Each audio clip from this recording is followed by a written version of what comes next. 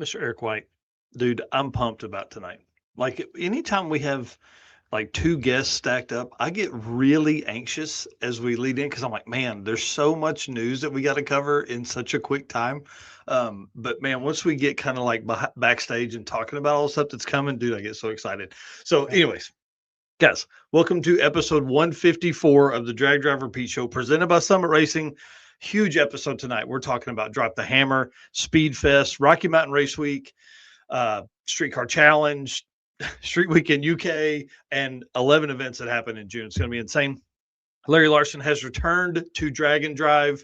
The Diehl Brothers take home a bunch of trophies at Speedfest. Carl Stancell III and the Drop the Hammer team are going to be on to talk about what they did right and wrong. It's going to be cool about Drop the Hammer event. And then, of course, Brian Acton and Jay Blanchard three-peated at Drop the Hammer. So they're on tonight to talk about their 545 index class.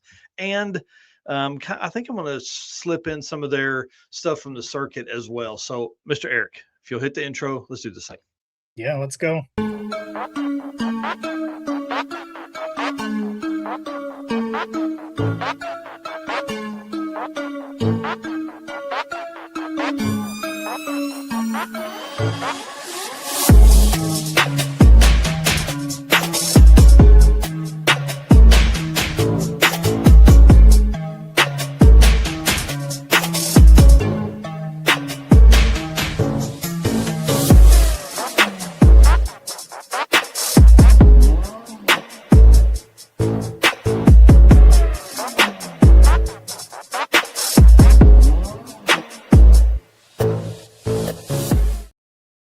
All right, man. Well, again, guys, welcome to episode 154 of the Drag Driver Pete Show presented by Summit Racing. Again, huge show tonight. My name is Mike Narks. I'm the host of this episode and the news that happens on Saturday. And this Saturday is going to be a fun one because I'll be on site at Rocky Mountain Race Week. And then my co-host, my right-hand man, Mr. Eric White. What you got going on, dude? I am Eric White, co-host of both the show and the news, and we are still hammering away at this circuit photos. Day one is complete. Everything has been uploaded. Plan is to get those all on the Pixie site here in the next couple days, and then we'll start on day two. That's awesome, man. Well, I appreciate your hard work. We have, or you have, not we, you have completely updated. There's like thousands of photos over on the pixieset.com/drag driver Pete site that people can go over there and look at and purchase. They can do prints and purchase the high res photos and digital photos and all that kind of stuff. So, man, I appreciate your hard work. And I hope the folks out there in, social media land appreciate it as well, because while we put the photos online for everybody to see there as well, these are the ones you would want to print. You don't want to print the ones that we put on Facebook and stuff like that because they're not high res and they have watermarks and all that kind of stuff on it. So, Yep, for so sure. pretty awesome. One thing that makes the world go round on photos is seeing our race car friends. Like this photo here is great because race car friends abound in this photo. So appreciate everybody and all they do for us, man. We really, as we're working through some major updates for a lot of really cool stuff, we, you guys are patient with us. We appreciate that, but then also you're supportive. So thank you for all of that stuff. And of course, our sponsors. Can't do it without these guys. So if you're doing some shopping, we'd appreciate if you would reach over there and click that button and hit them up. Summit Racing, of course, our title sponsor here of the show and the news and the circuit event that just happened a couple weeks ago. And we have some big news for Summit update here in just a second as well. Deechworks, of course, the official field delivery of Drag Driver Pete. Those guys are awesome. Racer Party sponsor for the circuit. Feed the Racer sponsors for our street and strip series. I mean, it's pretty fun for them. Molly Motorsports, one of our longest running sponsor programs here. You got Molly Pistons in your car. Lots of Molly Pistons across the drag and drive world out there. And of course, Driven Racing Oil, who you're going to get to hang out with at Six Summer here in just a few days. Yep. Should be kind of fun there. Howard's Cams, of course, Luke B, valve train specialist over there. JWire Solutions, who's going to be on later tonight to talk about their experience at Drop the Hammer and, of course, the circuit. AFCO Racing Products, who was at War in the Woods. Dude, did you see all the interviews Eric Saffel did at War in the Woods? It was incredible. That was awesome. Big shout out to them. And I've been watching a bunch of the War in the Woods passes. Oh, my gosh, it scares me. And I hope that George Ray's The Short Circuit is just like it. So that was a pretty wild experience. Performer Built Transmissions, of course, best GM transmission builder on the game. Car Change 3D, dude. If you need anything 3D printed, just hit Corey up. He's got keychain stuff. He's got cup holders. He's got lights that clip to your roll bars. I mean, like that's where it's at. And of course, Low Dollar Motorsports, our daily burnout sponsor. So if you need all of your stuff to act like it should and you need data to support that, Low Dollar Motorsports is definitely where it's at. All right. Well, speaking of Summit, let's let Mr. Brian Loans tell us about how awesome they are. And then we're going to get into why they're one of our favorite ones right now. What does it mean to be built with Summit? It means you're hitting the autocross, drag strip, road course, trail, dirt, or open road with confidence. Because built with Summit means you're using parts from the top names in performance, priced to make your project affordable. And it's all backed by trusted tech expertise and blazing fast shipping. Summit Racing Equipment. Let's build it together. SummitRacing.com. And dude, you know what I didn't do? You didn't put it in there. No, heck no. Why would I do that? So guys, a few months ago, we started working with Summit and the team over there for what we're going to call like a curated list of drag and drive parts and pieces that kind of span the entire bit of everything, I guess is what the best way to put this. So the Summit team have been working really hard, and I'm going to bring it up on screen now, but they are so freaking cool. Can you see that? Now I can. Yep. Okay, so they have built out a page on summitracing.com that you can literally go in, and it is drag driver repeats from recommended products. Now, this is part of our affiliate deal and all that kind of stuff that goes along with it. So we're going to make this link public. Obviously, we're sending it out in all the newsletters. That'll be on Friday. Is our next newsletter that goes out, and of course on the website and all that kind of stuff. But very early on, we wanted to do this because we feel like this is something that is, man, people ask so many times, what should I bring? What should I put in the trailer and all that kind of stuff. So big shout out to Tommy Dupree, Red Hat Scotty, Richard Brewer, all those kind of guys that kind of gave some insight into parts and pieces that should be on this list. Now, this list is not car specific, so we're not going to put like a LS alternator on here or LS lifters or big block Ford rocker arms, things like that.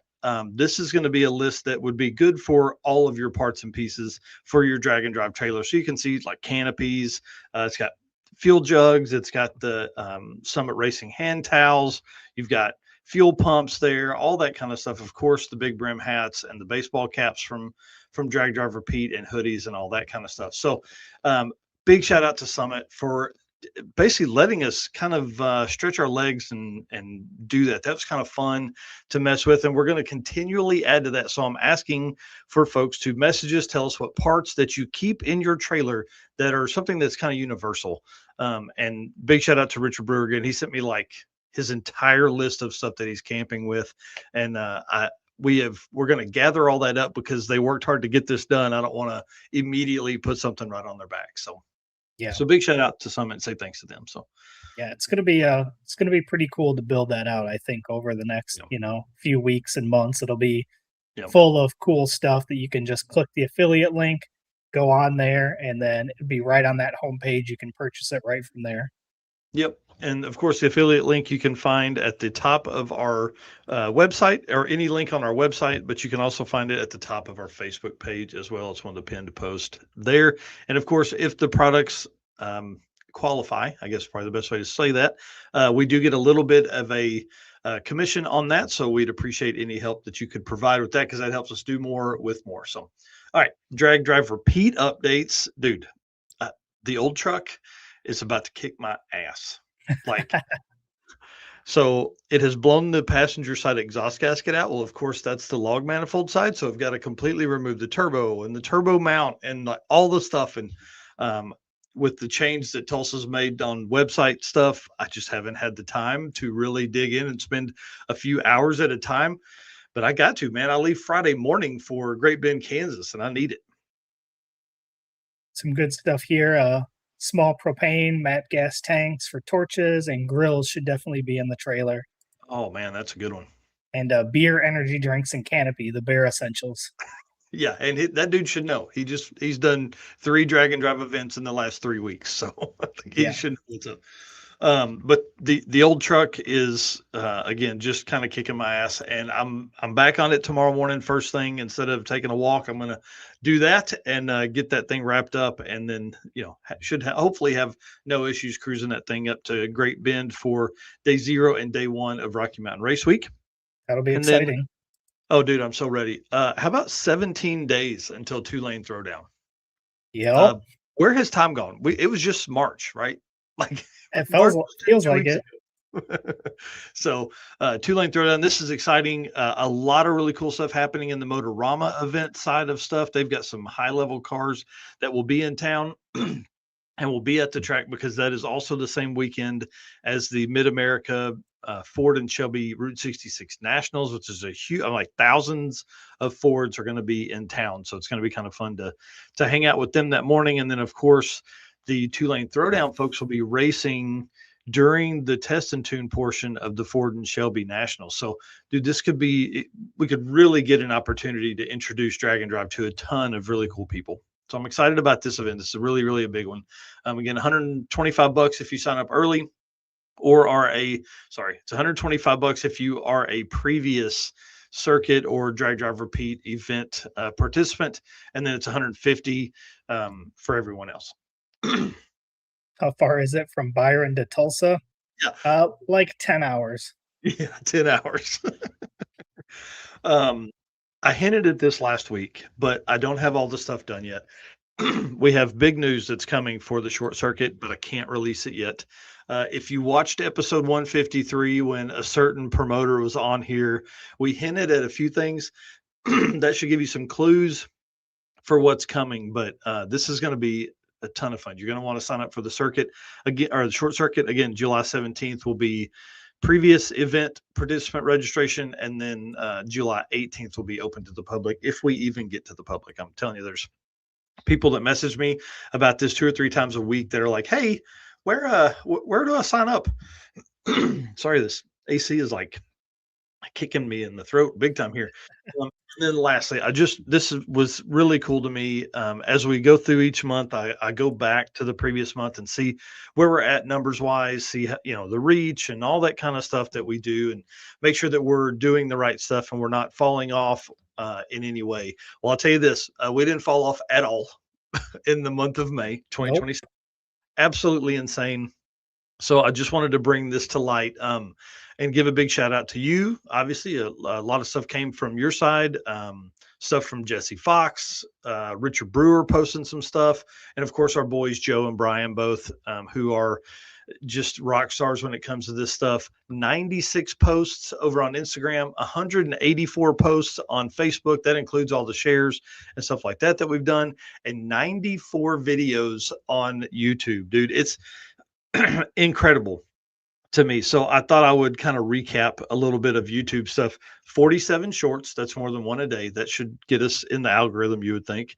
36 like standalone videos, which are cut down portions of this show, or like we did a Race Car Friends member Back to the Streets video. We've done 3 days of the circuit video. I mean, like there's all kinds of stuff, right? So 36 videos of those and 11 live streams in the month of May. Absolutely. That is insane. Yeah. So that's almost 3 a week live streams on average, just on YouTube itself. So big shout out to those guys. Definitely makes me feel like we're providing the coverage that we say we want to do. Like, yeah, I mean, that's a lot of content. What did you say it was, like 10 posts a day?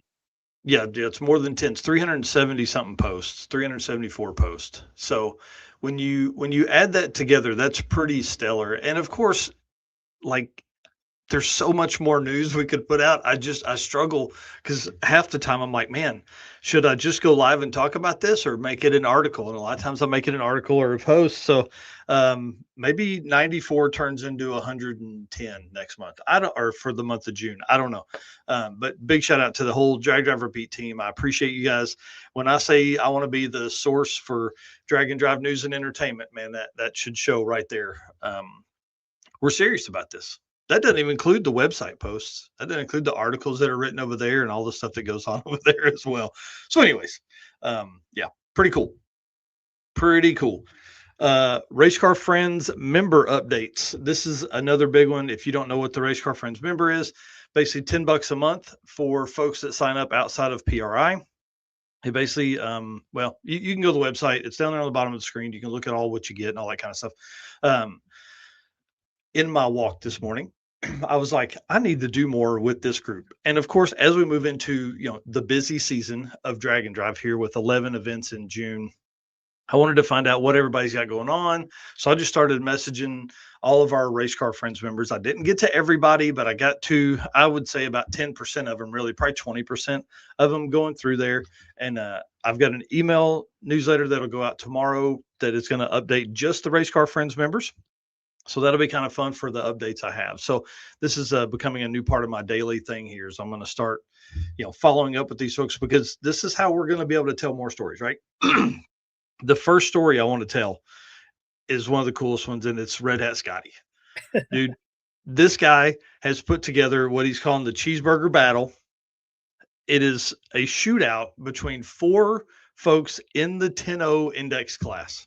So the great thing is they're going to be able to use their passes in this shootout format for their averages. It's not like a heads up, go all out type deal. So that's cool. So 10-0 minimum pass. It is Red Hat Scotty, Jesse Hazlitt in the only non-Ford Mustang in this group. Okay, Jesse Hazlitt. You guys know that name. We've talked about him quite a bit. Tom Bagley, who is working on his car currently, and Nico Christofori, who is laid out some of the biggest burnouts the other night in his car. He posted to a group chat that I'm a part of, and bro, it's going to be awesome. They're going to be side by side, no quicker than 10-0. Each round winner gets a cheeseburger from the loser. And then I guess there's one winner at the end because they're doing a 4-car shootout. And then I guess everybody is going to buy that dude dinner. How fun like is it. This is, and I put in the notes in an article I'm writing, but this is why we featured Red Hat Scotty as one of the backbone of Drag and Drive in our last article. This is the kind of stuff that makes it fun. This is the kind of stuff that everybody in this list has done multiple Drag and Drives before. It's not new to them. It's not fresh, but this is a way to kind of make it that next step. So the plan is to run these at Pueblo, which is day 4 of racing for Rocky Mountain Race Week. So once we kind of have a timeline of that, we'll be able to kind of give you guys an update. Be watching the Bank Shift live stream is kind of what I'm pointing at here. And in this photo, Red Hat Scotty is actually holding Jesse's oil pan, not oil pan, engine pan that he's delivering on day 1 because somebody in Kansas City built it. And Jesse doesn't live in Kansas City. So Red Hat Scotty's going to hand deliver it. I mean, just dude, that's why the Race Car Friends are such an awesome group. Yeah. It's a comment here. Jesse running 10s after that wild wheelie at Speedfest. Going to be interesting to watch. Yeah. And that's probably why the engine pan's there. That would be my guess as well. Yep. And just one other update here from one of our Race Car Friends members. Tommy Dupree took second and naturally aspirated at Drop the Hammer, which we're going to talk about here in just a minute with Carl Stancell and the team over there. So big shout out to them. Again, if you want to get involved with the Race Car Friends members and support us in that way, again, $10 a month, dragdriverpete.com/racecarfriends-member. All right, sir. Tell us about some driven stuff now that I've talked for 19 minutes, bro. Why'd you let me do that? All good. I'll hit this ad read and then we'll jump in. We got a ton of stuff here to cover. It's going to be awesome. Hey, it's Brandon from Fort Smith, Arkansas here. Driven Racing Oil is a performance engine oil that can do it all. GP1 is the ultimate oil for any race or performance application. Whether launching hard at the drag strip, enduring the extreme heat of off-road and circle track, or pushing the limits in top-fueled drag boats and demo derbies, winning racers choose GP1. Compatible with engines from classic hot rods to cutting-edge race machines, GP1's unique surface cleaning and high-zine formulation ensures superior wear protection, particularly for flat-tapped camshafts while solving issues like cylinder washout with methanol and ethanol fuels. Crafted from the legendary Bradford, Pennsylvania base oil and enhanced with state-of-the-art additive packages, GP1 offers the best in protection and performance. Red Hat Scotty saying we've all been faster than 10s, but the 10-0 index will level the playing field for dinner. All right. Well, ton of driven stuff coming up here. Again, code DDR10 gets you a 10% discount on the Driven Racing Oil website. So kicking off here first, the first thing we got is registration opened up 2 days ago for Olympic Streetcar Shootout. So on June 1st. So that is open right now, August 7th through 9th at Bremerton Raceway in Washington. This one is like way up northwest. So if you're in that area, this is the event for you. Again, registration is open. It opened up 2 days ago. So again, if this is in your area, head over there and support them. Get signed up for that event. The next thing here we got is the Road Trip Drag Challenge. So they've got their number 2 event coming up here shortly, but they just announced their final round or their 3rd event for the year. That's going to be November 6th through 8th at Bennerby Dragway in Australia. So pretty awesome. They've been running 3 events per year now. So this is their last one that will be coming out. So all of the dates are out for Road Trip Drag Challenge number 2 and 3. Nice. And Buckeye Skips, this just happened like this morning, released 20 additional entries today. So if you didn't get into Buckeye Skips, again, starts June 29th here at the end of the month. There's probably less than 20 open now, but the post was this morning, 20 additional entries. So they're not going to last long. Jump over there, get signed up for that. I'm sure he will let us know here in the comments how many are left, but don't wait on this one because this one is already sold out. Again, they added 20 extra seats. That's pretty cool. I love to see that. Yeah, absolutely. So looking at our busy calendar for the month, we've got Street Weekend, June 4th through 7th, 2 days, or actually 1 day away. 1 day for that. Streetcar Challenge, June 4th. Yeah, tomorrow. Streetcar Challenge, also the 4th through the 7th. That is tomorrow. Rocky Mountain Race Week, the 5th through the 12th. That's in 2 days. 2 days Rocky Mountain Race Week starts. Man, bring it on. I can't wait. Yeah, Alaska Speed Week, the 8th through the 13th, 5 days away. So coming up here very quick. 6th Summer, which I will be at June 15th through 20th, 12 days away. BC Drag It Challenge, the 17th through 22nd, 14 days away. Home Quarter Dragon Drive, the 19th through 21st, is 16 days away. 2-Lane Throwdown that you just talked about earlier, June 20th, which is 17 days away. East Coast Dragon Drive, the 26th through the 28th, is 23 days away.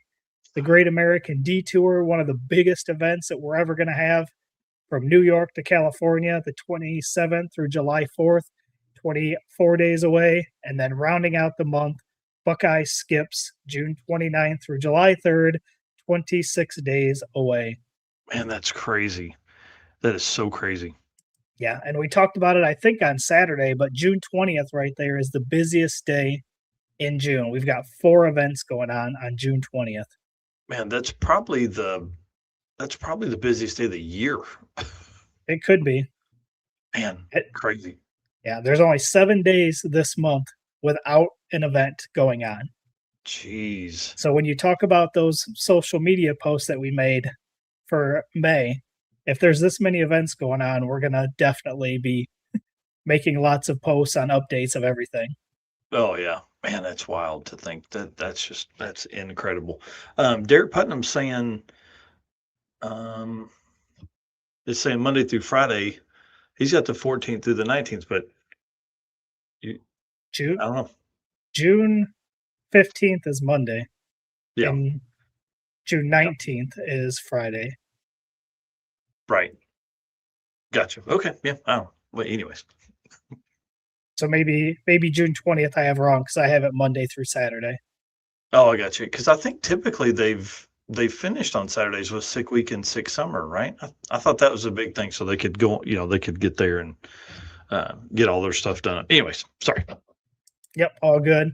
Other news, speaking of the mag, Jesse Fox is going to Rocky Mountain Race Week and is going to be capturing photos and stories for the Sick Mag write-up. So that's going to be pretty awesome. Be on the lookout for Jesse Fox taking some incredible photos. So if you see him, make sure you give a good smile and a wave to him while he's taking pictures. Yeah, definitely. I can't wait to hang out with him. It's going to be fun. And dude, look how long his hair is, man. It's getting long. All right. So Sick Summer has released their routes and the route stops. So just looking at the route stops for this year, Rush Creek Distilling again, Historic Auto Attractions again. We've got Lena Brewing Company, Labruski Lanes and Lounge, Motion Raceworks, Poopies, Rock Falls Mini Block Party this year. Nice.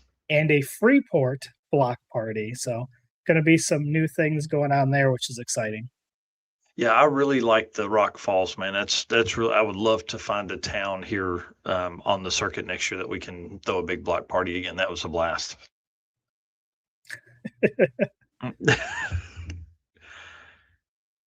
Yep.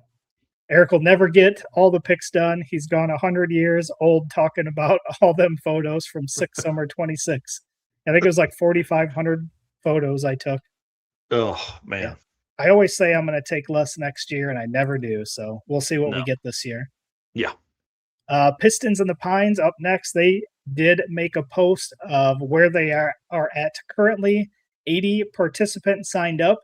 So 40 in the DYO class, 14 in small tire, 14 in stick shift, 6 in tailgate, 3 in gasser hot rod, 2 in big tire, and 1 in all-wheel drive. Man, so do you move the all-wheel drive guy to big tire? Yeah, I don't know. I don't know what class that fits into. Yeah. Yeah, I don't know. Well, if it's all-wheel drive, you just add the two on each side. You just add those together. That's a big tire car. Yeah. And we still got a month and a half-ish until this event, so obviously they could still get more entries before then, but that is where they are currently at. That's awesome. And in other news, this guy right here announcing for the third year in a row at Heads Up Hustle. Yeah, I'm pumped to be back here, man. It's going to be so cool. And there's been people messaging me like, how about this Ralph Rugg? They're bringing both cars. So they're going to have her car and his car, and they're going to be running them heads up all weekend. So it's going to be a good time. He put a different motor in the truck, and so they should be pretty close is what he's saying. That's awesome. Yeah. So that'll be fun. I'm excited for you for that. And last bit of news, which isn't really news. This is all that's been posted, but it's definitely got us intrigued over here.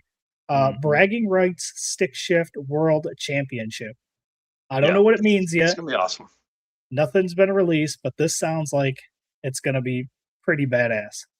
Yeah. And so, of course, we messaged Nate. We're like, dude, give us anything. Tell us anything. He's like, man, it's all still in the works. I can't give you anything yet. He wouldn't even give us what date he's going to make the announcement on. Right. So that's okay. Nate, please remember us when it's time, buddy. Yeah, for sure. Pretty awesome. So be on the lookout for that, for when that announcement comes, especially for all of our stick shift racing race car friends. Yeah, oh, for sure. And Rich Guido did make a comment in that post and was like, looks like I'm going to be driving again. Right. All right. Well, that puts us at 50 events for the year. Again, you can find all those at dragdriverepeat.com/events. So that link has changed.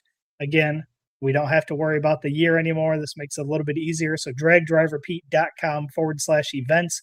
That is in the chat. Again, interactive map and the list of all the events. So head over there and check that out. Brooks, you're saying I'm dying to know. Dude, us too, bro. Us too. All right. Well, let's talk about some Molly Motorsport stuff. I'll hit the video here and then we'll we'll go into all the updates for Speedfest. Looking for a forged piston kit for your vehicle? You need Molly Motorsport Power Pack. What is Power Pack? It's the ultimate forged piston kit that comes complete with pistons, performance file fit rings, hot string steel pins, and clips, all engineered to work together, so all you have to do is build something great. Find your Power Pack at mollymotorsport.com. Big shout out to Molly and the team over there. I mean, dude, look, like, is that one that's going in the car? Because that would be awesome. This one's not. I wish it was. It'd be pretty cool. Yeah. Let's you have a laser engraver, right? Oh yeah, it's sitting right here off screen. Yeah. Well, I was just say you probably need to engrave the factory pistons if you were going to leave those in, so we can see, put money on which one goes bye-bye first. But Molly, that's not going to be the case. Hey, we still have the old blown up engine over at Dan's house in the garage. So if we need to do some testing, we've got a motor to do that on. Nice. Speedfest updates. I just want to go through these results before we get into the J-Wire segment and talk to Carl and the team at Drop the Hammer. So next week we are going to have Derek Putnam and the Diehl Brothers on to talk about Speedfest and kind of all the stories that come in there. I'm excited for this. We're going to give them like a full 90 minutes is basically my plan. Derek is probably going to be like at this point, a guest co-host. I think it's probably the best way to word that. As we move into this one, I'm pumped about this. Dustin Carlington, of course, picks. Had to throw his picture up because that dude has done 3 events in literally a month, so he's a stud. Car count 65 cars over here. Thought that was pretty awesome for them. I don't know what the total was for Streetcar Takeover and bragging rights, but we're going to get into all that next week. I just, man, it's so hard because us drag and drive folks, the people that collect all the not data but like the racer names and like the standings and all that kind of stuff, dude, they don't do a very good job, or we do a good job of that. Other events, not so good. Not so good, so kind of tough. So we're going to talk about all that with them, and I'm hoping that gives me time for all those other events to post up their stuff. So DYO shootout won by Jeff Opperman, Opfermann. The 6.7s, which this class, if you watched Tom's newest or one of his videos from last week, talked about how important this class is. And it's really been talked about a bunch. Of Diehl Brothers talked about it when they were on our show, talking about this 750 index type deal, because you really go from street race power adder to 670s. There's really nothing for those mid 7-second cars. And there's a ton of those cars that are out there. So this was the first attempt at 6.7s, and it sounds like it went well. A lot of fast cars. Great opportunity for them to test it here at Speedfest. So it looks like they had 5 cars. Big shout out to David Diehl, who won the shootout side of it. Again, they did a 3-day or a 3-pass deal to get an average, and that set your standings. So I kind of like how they did that. Craig Douglas, another big name we know in drag and drive stuff, 754 with an 8 out of the 70 dart. I mean, come on. Right. And then, of course, Tim Blythe, who was the quickest overall average in the Triumph. And then Barry Cook. We know Barry is very fast. He's been several 850 passes in the car. Now, 798. Come on. Do you want some of that? And then Jim Treadle, we know that 67 Pontiac Firebird, that green one. Rounding out last place, must have spun or some 15-7 out of that class. So I'll let you do the 850 shootout because there's some other big names that we know in there as well. Yeah, so taking home the win on that, Jeremy Ortiz in the Nissan 240SX, 852 with a 1. So congratulations to him. He's at home doing some maintenance on the car now to get ready to run 850s at Six Summer. Second place here, Blaine Thiessen in the 91 Isuzu pickup, 852 with an 8. So real close to Jeremy there. Cameron Alley, a local guy to me here, right in town, probably 5-10 minutes from my house, actually. 97 Ford Mustang, the orange Mustang, 858 with a 7, who should also be at Six Summer. Ronald Wambo in a 2015 Corvette, 1015. And then Chris Mary in the G8 with a 14.7, tied with Will Owens in a Plymouth Barracuda with also a 14.7. Yeah, 14.7, 4 with a 5, both of them. right. Chris said that he in a post, and I meant to grab it, but we'll talk about it next week. His car like ran PBs and was the quickest it had been, and this is like the second time it's been out, maybe something like that. So car is moving on. I saw him. He was actually, he said he ran a 8:55 with a 3 in the shootout. So it's pretty awesome. Yeah, very cool. Yep. Then 7th, Cameron McConchy in the Ranger. We have Chad Smith in a 13 Mustang with an 8.476. And then Gabby Luan in the 93 Mustang with an 8.495. Yeah, man, dang, that's crazy. That is crazy. So I'm excited to hear how this format went and how the heads up racing and all that kind of stuff went down. And again, like Derek said, appreciate all the people that came out to Speedfest despite an iffy forecast. I mean, it did rain on them a little bit, and that's part of drag and drive life, man. You know, we don't stay away. We're not shy. We're not scared of any rain. So that's always a big plus. So kind of cool to see, again, just everybody's testing the waters. That's what's great about these weekend events. We don't have a certain format that these have to fit in. So we're trying all kinds of different ways as they go through the year and all that stuff. All right. Again, big shout out to Molly Motorsports. We appreciate them. If you guys need the best pistons in the game, Molly is the place to go. We can get you in touch with Eric Grillo or George Wright or Adam, any of the guys over there. We can get you set up and get you some pistons on the way. But the pistons, they really don't do any straight to the public. So they are there for tech support and things like that, and then tell you which ones to get. And then you slide over to Summit Racing and purchase those. So, yes, sir. All right, J-Wire Solutions. And let's bring in Mr. Carl after we do the ad read there. All right.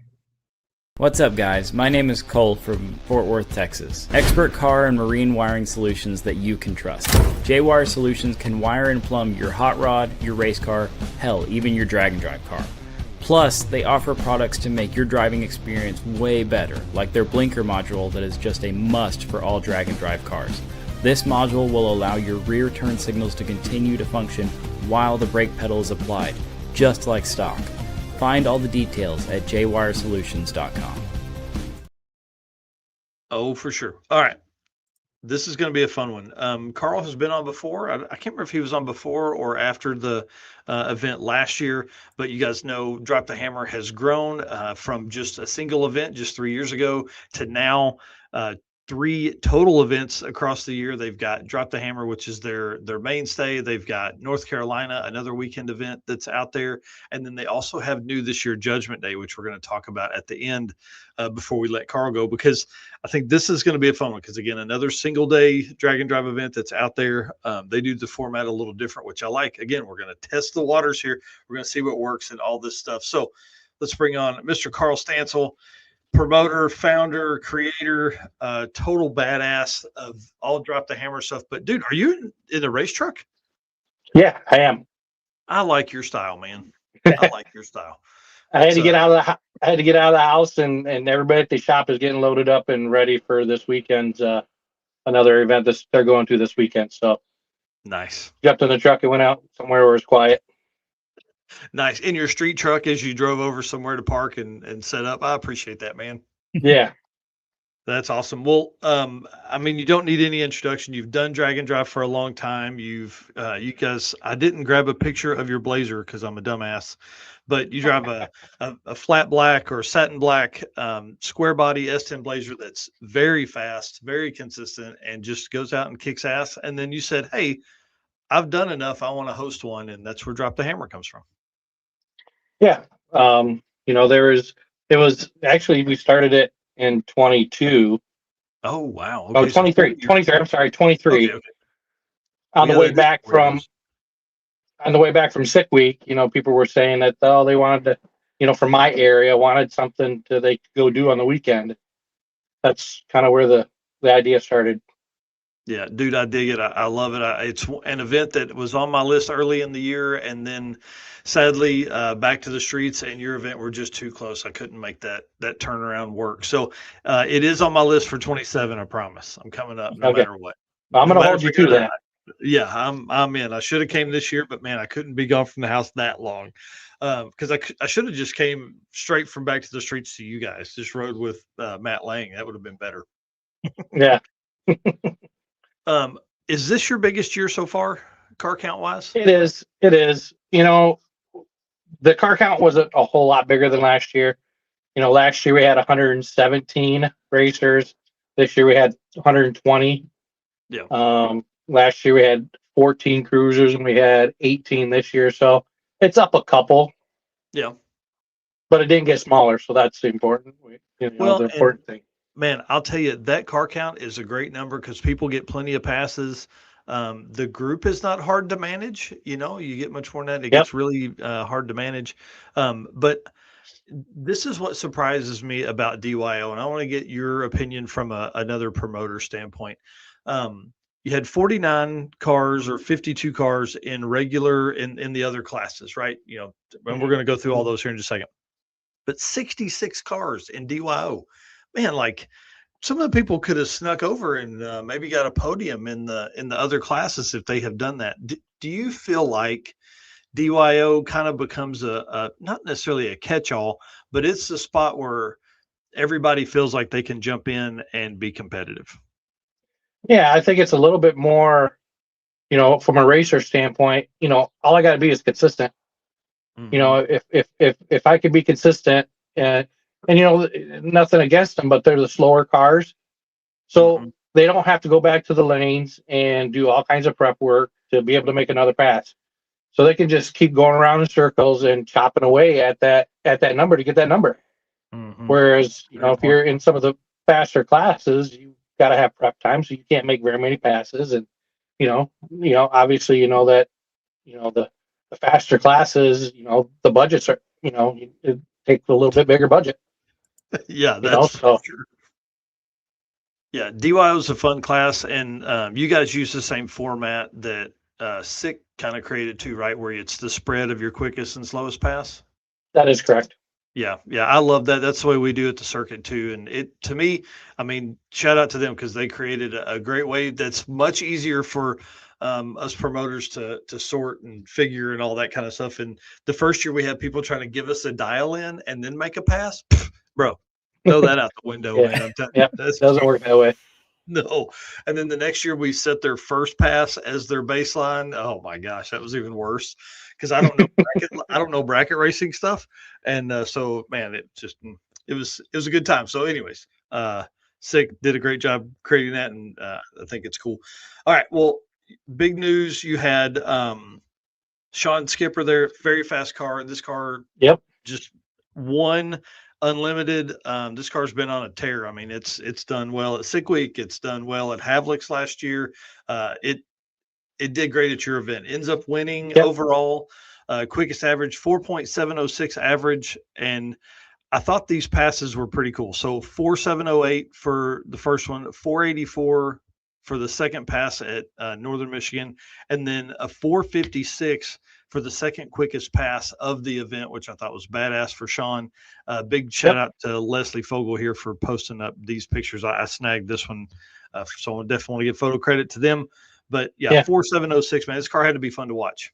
Yeah, it was pretty wild to watch it. He actually, in testing on Thursday night, clipped off a 460. So he was getting her dialed in, getting her ready. Yeah, he said, "Hold my beer, let's do this." Exactly.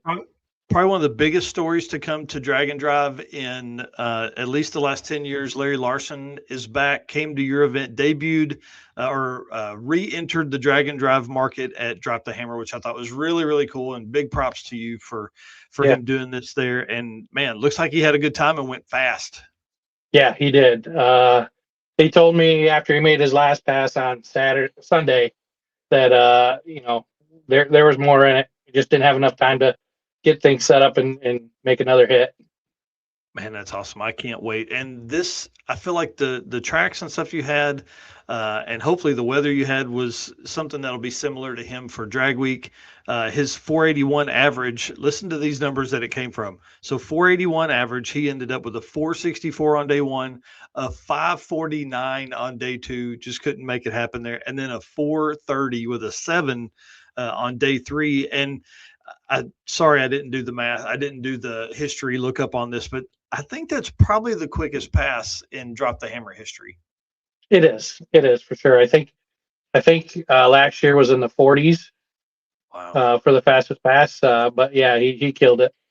That's awesome, man. Yeah. And it's so exciting to have him back in the mix of all the drag and drive stuff here. And I'm sure once he got done, he was like, okay, yeah, now I remember why I like this so much. Yeah. No, he had a good time. We'll cross our fingers, but he's talking about coming back next year. Man, that'd be awesome. That's awesome. Steve Morse, third place in Unlimited, 497 average, best ET of a 467. So, And he did that on radials. He's back. He's on radials now. So yeah, that dude, was that's pretty great. good. Yeah, I love that car on a set of radials. That just looks incredible. Then we move into the NA class, the naturally aspirated class. Jeremiah Kirby in an 800 plus cubic inch Chevelle. You can see that on the screen for those watching. That thing is gnarly. 4,999 average. That's getting That it. is wild. That's getting it. Yeah, that motor's actually 500 or 815 cubic inches. Oh my gosh. Yes. When they were at Heads Up Hustle last year, they were talking about this. That was the last event they did with the small motor, which I think was like a 655 or some shit like that. That's incredible. Yeah. Yeah. That thing rocked. Yeah. And then second place there, Tommy Dupree with a 649 with a 2. So coming out with Tommy. two good events in the new car. Yeah. No, it was good. Nice to see him out there and enjoyed having him there with us. Yeah. Yeah. Pretty awesome. Then for stick shift, looks like you guys had 3 cars. Is that correct? Yeah. Well, 4. So- I think one dropped out but yeah. We had three places and then one. Chip Appleton won that with a 7308. Do you remember what was Chris driving? Or Chip, sorry. I want to say it was a Mustang. Okay. Yeah, I think it was a Mustang. Next up, the next class is tailgates and 28s, which I think everybody's going to like this story. This is actually the cream puff from Cameron Johnson Race Cars. Just found that out today. So Cameron Johnson made a post showing off this photo. I thought that was pretty cool. Tag dropped the hammer. I thought that was awesome. He won tailgates and 28s. This is Philip Denbeston, I guess is how you would say that, with a 599 average out of a little less 10. Did I put a photo? Nope. Dadgummit, because he's going to be on here in just a minute. But let's run through the rest of the classes. Eric will just alternate between these if you want to start with the 545 index. Yep, 545 index had 8 cars, and Brian Acton took that one with a 546.7 average and a best ET of 545 with an 8. So You don't play. pretty awesome there. Roger Wardell, which is a client of J-Wire, finished in second with a 5,682 average. And then Clark Rosenstengel ended up in 6th there, back in the Camaro with a 6,126 average and a best pass of 5,730. Yeah, dude, it was awesome seeing Clark back in the car. Yeah, it is. It was nice to have him back out there. Yeah, he thrashed to get that. That was last year, right? That was 2 years ago. 2 years ago, yeah. Wow, damn. Yeah, 2 years ago. Yeah, big shout out to him. That accident happened. But it was good to see him back out. Welcome him there. Roger Wardell, who took second in that class, he took second last year as well. Oh, behind Brian Acton. Well, yeah, behind Brian Acton. Seems like everybody's behind Brian Acton in that class. I'll tell you, when those guys get it on their mind to do something, they ain't playing. Yeah, no doubt. It's serious. And I'm excited to talk to them. We're going to put you and him on at the same time. And so I think that'll kind of bring out some of those conversations here in just a minute. So that'll be kind of fun. 640 index, dude. This class, super tight, very, very competitive. Looking through the numbers earlier today, so I just want to run through this. Tim Contreras takes the win with a 6,406 average. Again, across 3 days of racing, he did a 6,411, 6,406, and then a perfect 6,400 pass. Second place, DJ Matthews, Dale Jr., 6,408 average, so 0.02 of a second difference. 6,406, 6,407, and 6,411 for DJ. crazy. Ken Johnson takes third, 6.425 with the best pass of a 6.406. And then Kyle Acton in the debut of the Blazer, out for his first time in a drag and drive, competing in everything, takes fourth place with a 6.44 average with the best pass of a 6.415. So, dude, this class must have been a ton of fun to watch. It was. There was a lot of competition there. Yeah. They were going back and forth at it. Yeah, that class is a lot of fun. Once you get to like that, like 640 is probably what, like if you do the math, like a 10-0 or something like that. That class is very tight. Anytime there's a 10-0 index or a 640 index or anything like that, it gets real. Those guys that race that stuff know their cars big time. Yep. So then we go into the last one here, DYO, 31 cars with a smaller than a 10th spread. That's pretty awesome. 4 cars with less than 100th. So winning that was Danny Lewis with a 5,000 spread, 0.005. Passes 8.162, 8.159, and an 8.164. Dude, that's incredible. Yep. Second place was Heather Lyons with a 0.007 spread, an 8.255 to an 8.262. Adam Green in third with a 0.008 spread, and Sharon Bogardis with a 0.009 spread. Yeah, that class is very, very tight. And to get over 3 passes, 2 different tracks, 3 days, that's pretty awesome. Yeah. So Heather, the second place person, she made 21 laps on day 2 up at Northern Michigan Dragway. Holy jeez. Wow. And that was that round robin. She just kept going round in circles, round in circles, round in circles. Man, that's crazy. 21 passes in a single day. That's nuts. That takes the right car. Yep. Wow. That's the most passes we've ever had anybody make at one of the Drop the Hammer events. That's awesome. Yep.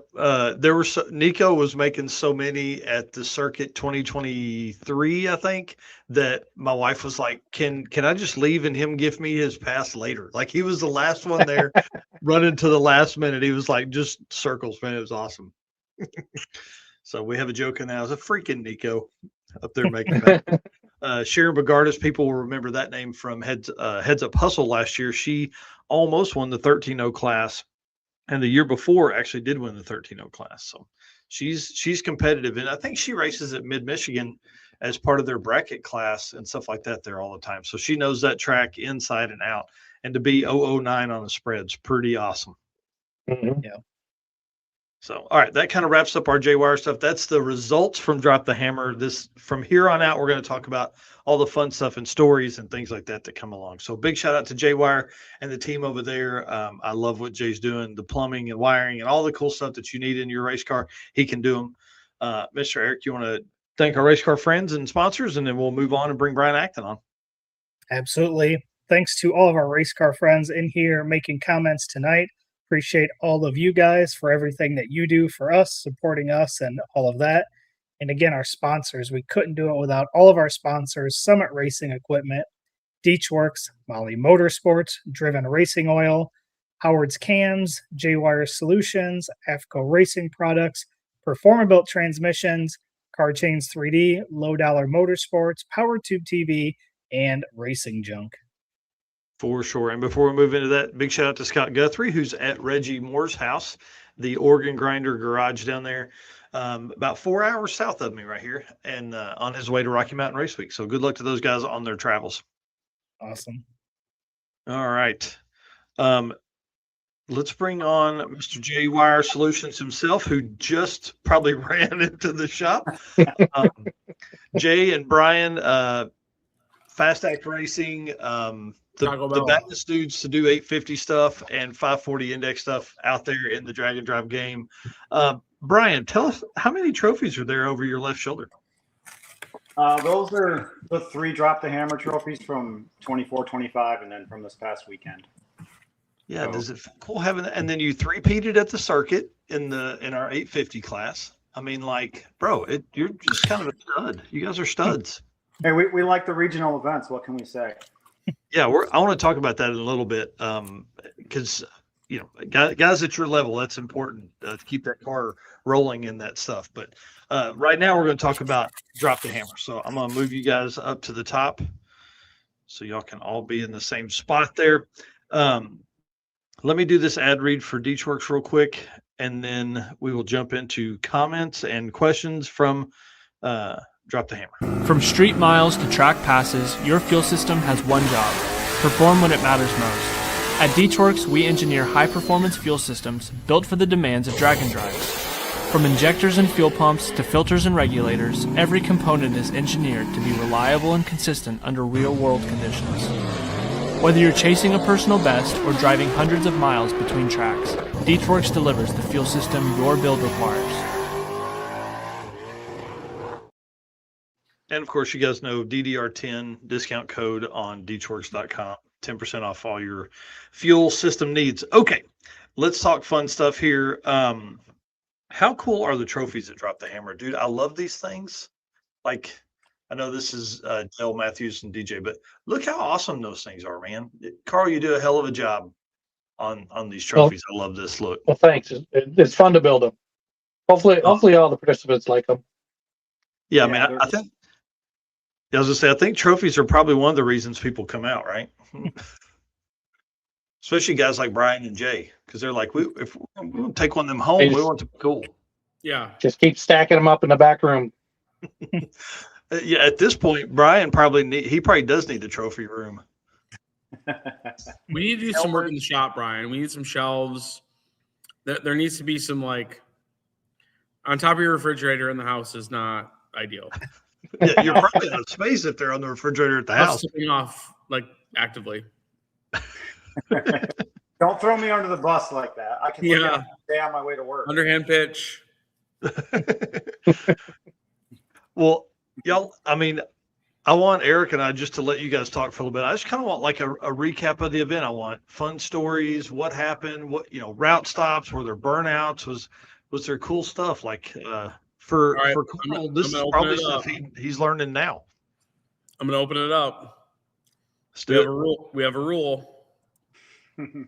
He's giggling. If we're leading, no burnouts. Because I have no side mirror out the passenger side, and so I really have no idea what the trailer is doing behind us, and I'm paranoid about it. Like, fair enough. #anxiety. So a couple years ago, we made a rule that if we are leading our class on any of the days, no trailer burnouts, leaving checkpoints. And because you're one of two people, either you're that person that's like, yeah, I'm going to haze them, or you're a little B. I mean, that's really what it boils down to. Yeah, there's no middle ground. You got so many people with their cell phones on you and cameras out, and you're really one or two people. You're either idling out and kind of getting booze, or you lay it down and they're like, "Did you see that Nova?" Yeah, like that time you had the hitch rack and just murdered it there at Drag Week 22. Yeah. So the story for Saturday goes like this. The Blazer, we had some vitals we wanted to monitor a little closer. So Jay started co-piloting with Kyle in the Blazer. And navigating, yep. And so, I was left unsupervised. And damn kids.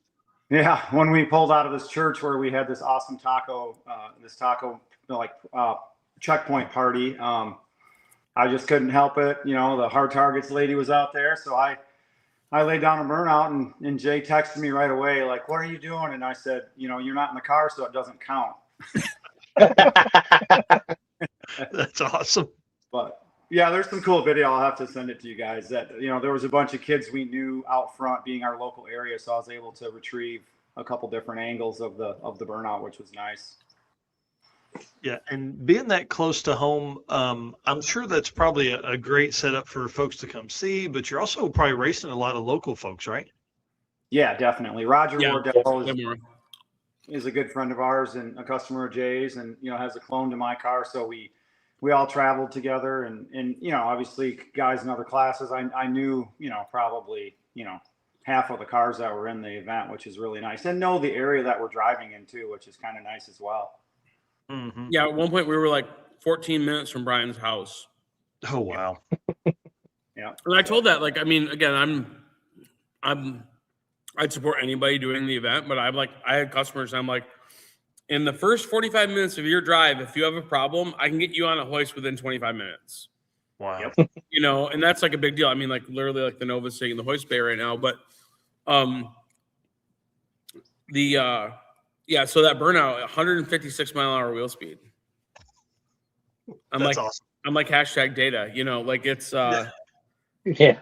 it was 18 mile an hour front wheel speed, so he was just creeping along in 156 rear wheel. Yes, I like it. That's the style. That's what we need. Yeah, it was awesome. It was probably one of the top 3 ones we've done for sure. He was by himself. Well, the top like- 3 you've done, Ryan. Kyle stopped, and I was like, Kyle, we need to like roll down the road a little bit, because if your dad comes up on us hot and he's on the binders, like bad things are gonna happen. So we moving down the road. Like this is like drag and drive etiquette. You know, it was fun to spend a day in the truck with Kyle because I mean, sharing some stories. And I'm like, you drive like your dad, and he's like, what do you mean? So we had some interesting dialogue around that, and it was fun. How cool. Well, what about races? Like, how tight was it? I mean, it looks like you guys were out ahead of Roger, who finished with a 568, which is off the mark on a 545 index. But from there, you know, 589 as third place for Tim Volkers. Were you guys leaning on? I mean, obviously, you were like a 458. 5.477 and a 5.465. Like that's pretty competitive. Yeah, we only, which this is great for us for the entire event. We only made 6 passes. We made 3 on day 1, we made 2 on day 2, and only 1 on day 3. Wow. Never in our history of doing drag and drive, so we've been that low. Yeah. So and having 2 cars to focus on definitely changed up our strategy. I mean, we wanted to make sure Kyle was getting the attention and the opportunity. So it made it a little bit different feel. We had to navigate through, how to spend our time, and we figured it out. It worked out well, and we didn't have any problems. But yeah, now it's like Fast Act Racing team. Yeah. Multi-car. And Kyle had an absolute riot. I mean, he's hooked. He loved every part of it, driving all the hotel parking lot shenanigans. I mean, he had a great time with the whole event. So he'll definitely be back. So yeah, it was great. And then what I was going to say about the competition. So Jay and I have only had this a couple times. We had it at Sick Week a couple years ago, where just some people have some bad luck or don't have the right day, and you end up in it with a huge lead. But 90% of the time, it's a dogfight till the last day. The first 2 years of Carl's event, Roger Wardell and myself, we were battling it out to within a few thousandths of a second on day 3. And this year, he just had some issues with some stuff on his car, nothing major, but it just wasn't covering the number. And then by the second day, we started to really stretch it out to where on Sunday we only needed to go like a 590 something to lock it up. Yeah. Wow. And Jay had that all figured out. Oh yeah, but he wasn't going to settle doing that. You see, he clicked out the 540. Frankly, the number was way too fast on Sunday. I'm like, well, and Brian would be like, oh yeah. Like,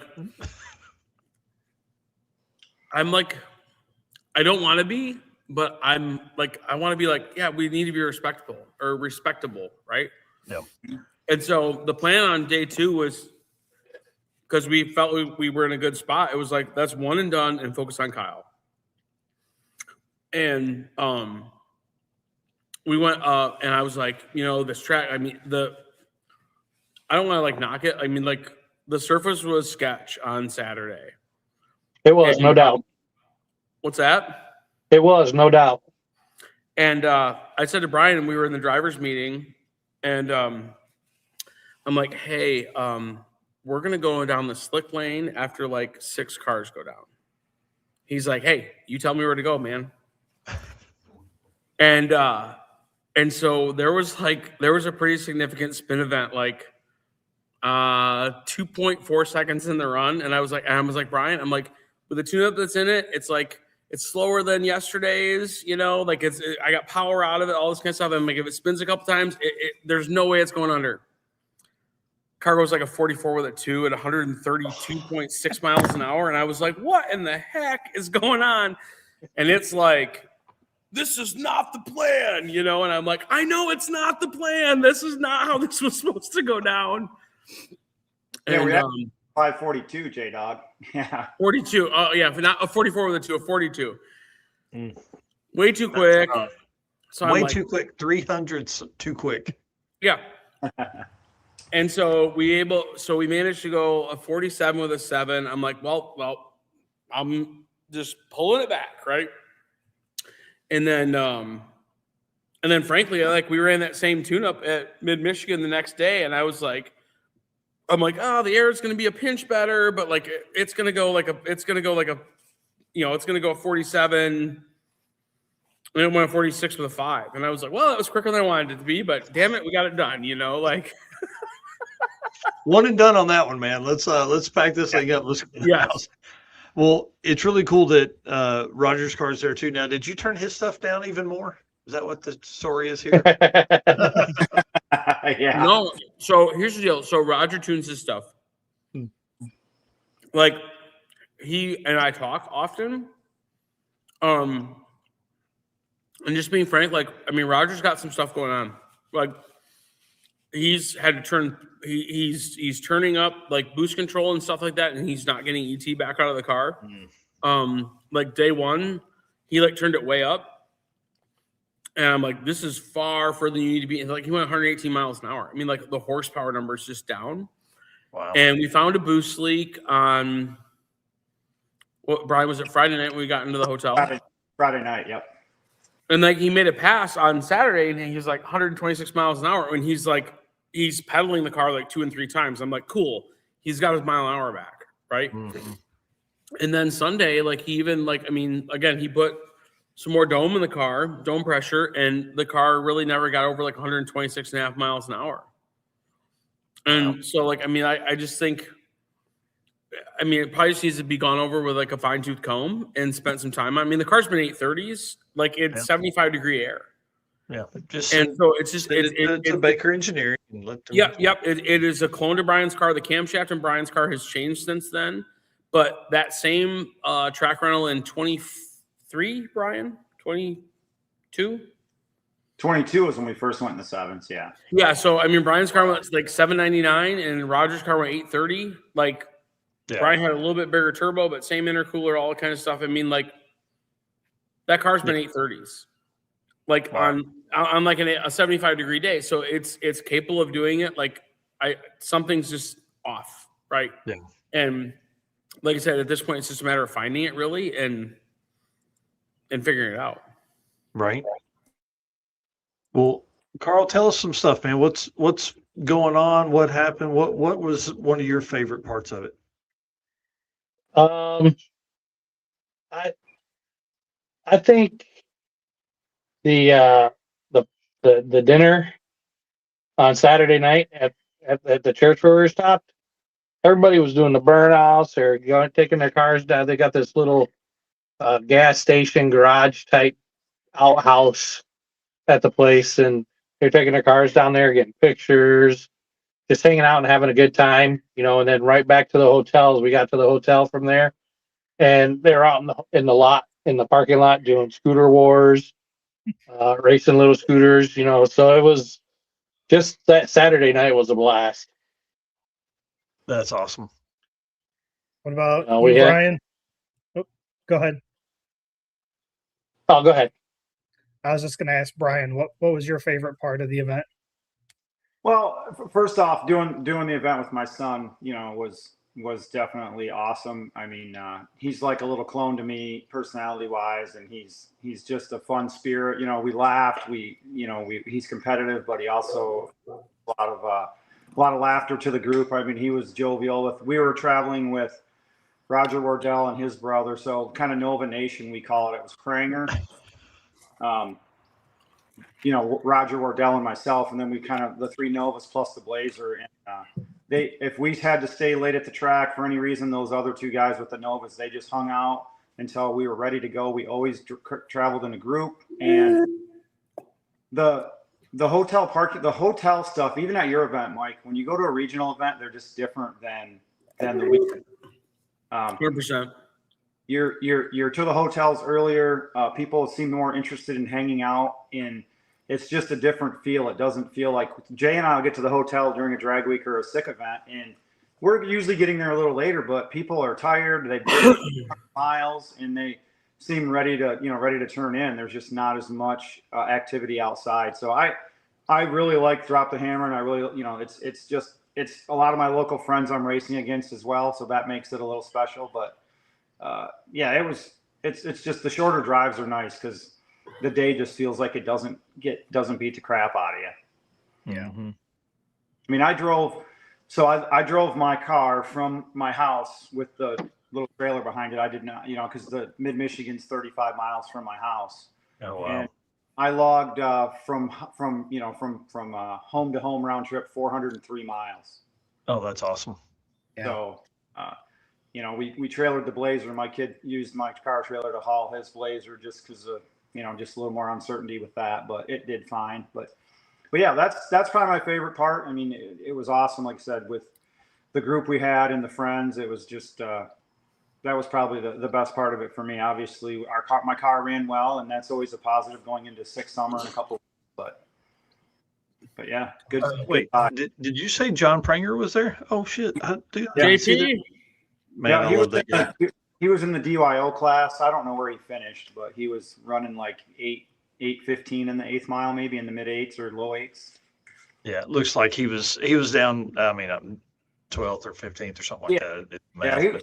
He had a bad, I think, second day at Northern Michigan, and kind of way too quick. Yeah, he threw his average off, but yeah, it was awesome hanging out with him. His son actually co-piloted with him for the first time, and they had a riot together, so that was really cool to see a couple father-son, duos out there with. Mm-hmm. And then Roger's brother co-piloted with him, so kind of a family affair. It was really fun. That's cool. Plus Jay. Yeah. Plus the third wheel Jay, my main man. I'm like the 7th wheel at that point, but hell, I did half the drives with no co-pilot. What are you talking about? Yeah, that's I bet that good. was strange. You. I told all kinds of Brian stories. Yeah. What about you, Jay? What was your favorite part of the event? I mean, I agree with Brian. I mean, I think it was cool. Like, challenge me on this one, Brian. Like 5 weeks ago. So here's the deal on Kyle's Blazer. So if anybody saw the Fast Act Racing post, like that truck was built or bought in September of 24. It was very hush hush. We actually fired the truck up last October, maybe.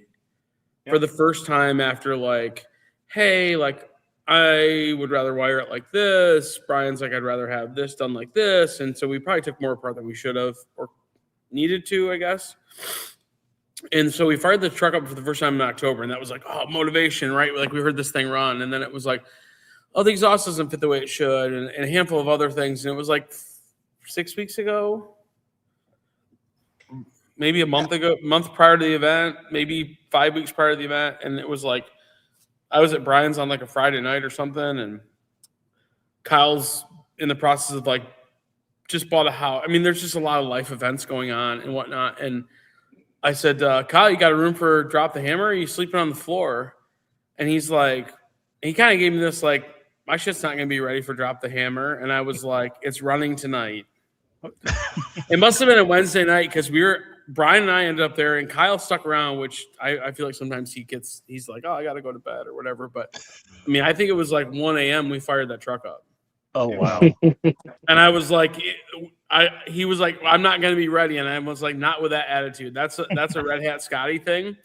And I picked up on that 3 years ago at at your event, Mike, and I use it all the time. I use it with Ann a lot, but he's like, I'm not going to be ready. And I was like, not with that attitude. And that night that truck ran again. I'm like, all right, it runs. And like, this is me. Like I punt like mechanical stuff over to Brian.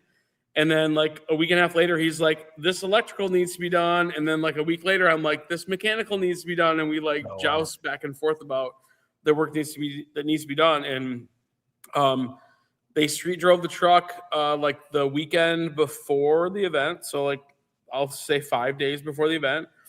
And TJ and the team at Baker Engineering got us on the dyno on like Wednesday night. Truck made 587 tire on like 8 pounds. It's got a K-Tech ported head 6-liter deal.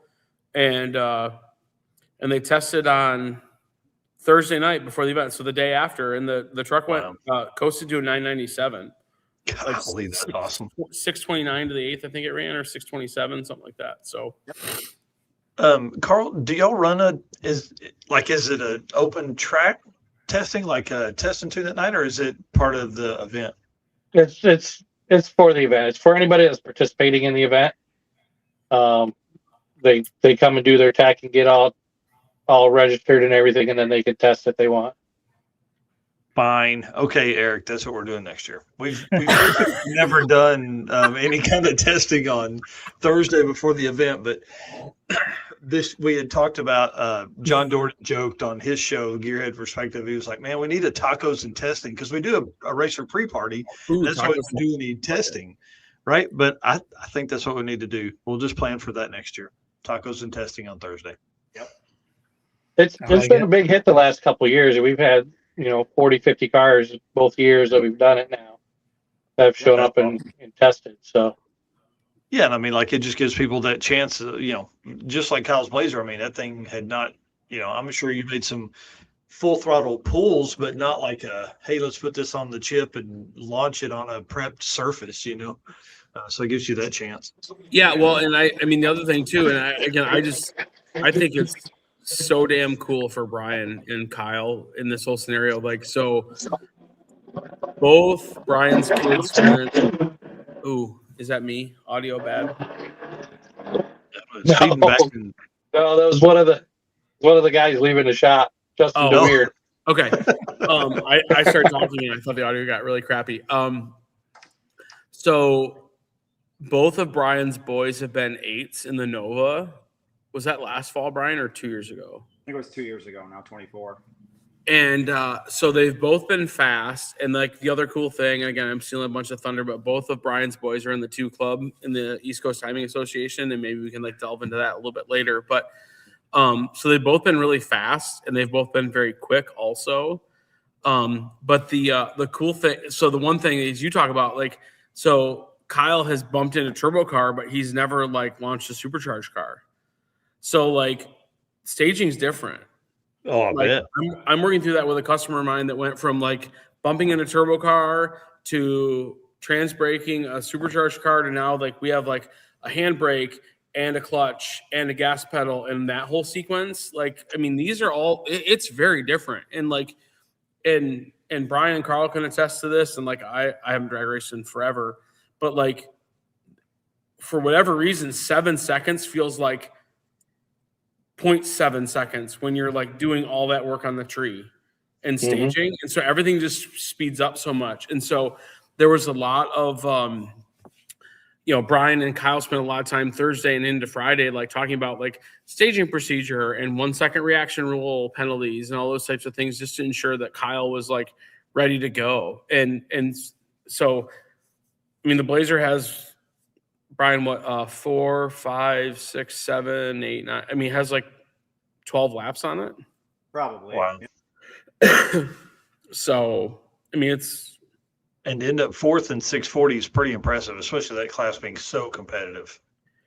Yeah. The rest of the story there, guys, is on Saturday.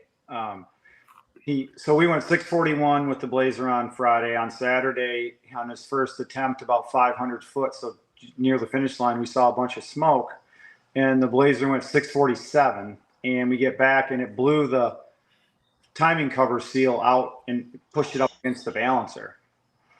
And so we spent the rest of the day. So he didn't get another run. We spent the rest of the day working on the Blazer.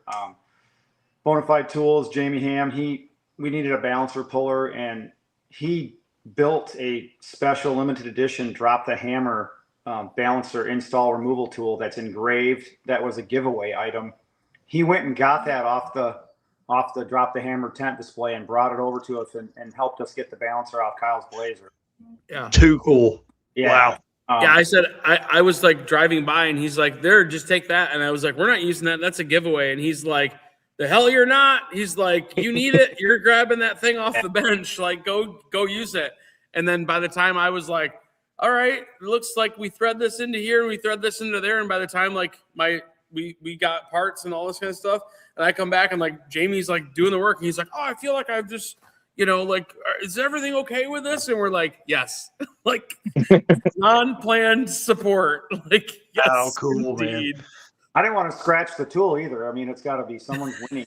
So yes, but yeah, I think it adds to the story. I mean, yeah, it was super cool. I mean, I wish we would have talked about it a little more to give him some props. But his wife was videotaping it, and it was just he made quick work of it. It would have taken us longer to do it with an install tool and a removal tool. I mean, this thing can do both, and it's so slick. And then Jay and his dad went and got some parts and some oil, and we obviously got the truck turned around, but we didn't get another run. And that, I think that, running 7 numbers off obviously made us have to, really fight for it on the final day, but still super proud of the, fixing the Blazer and the support we had from Jamie and Bonafide Tools. And it was, like you said, that's what you have. Those are the stories that come out of it when you, you bring something new to an event. Anything can happen. So, oh, and Larson won the puller. That's pretty cool because that thing is gangster.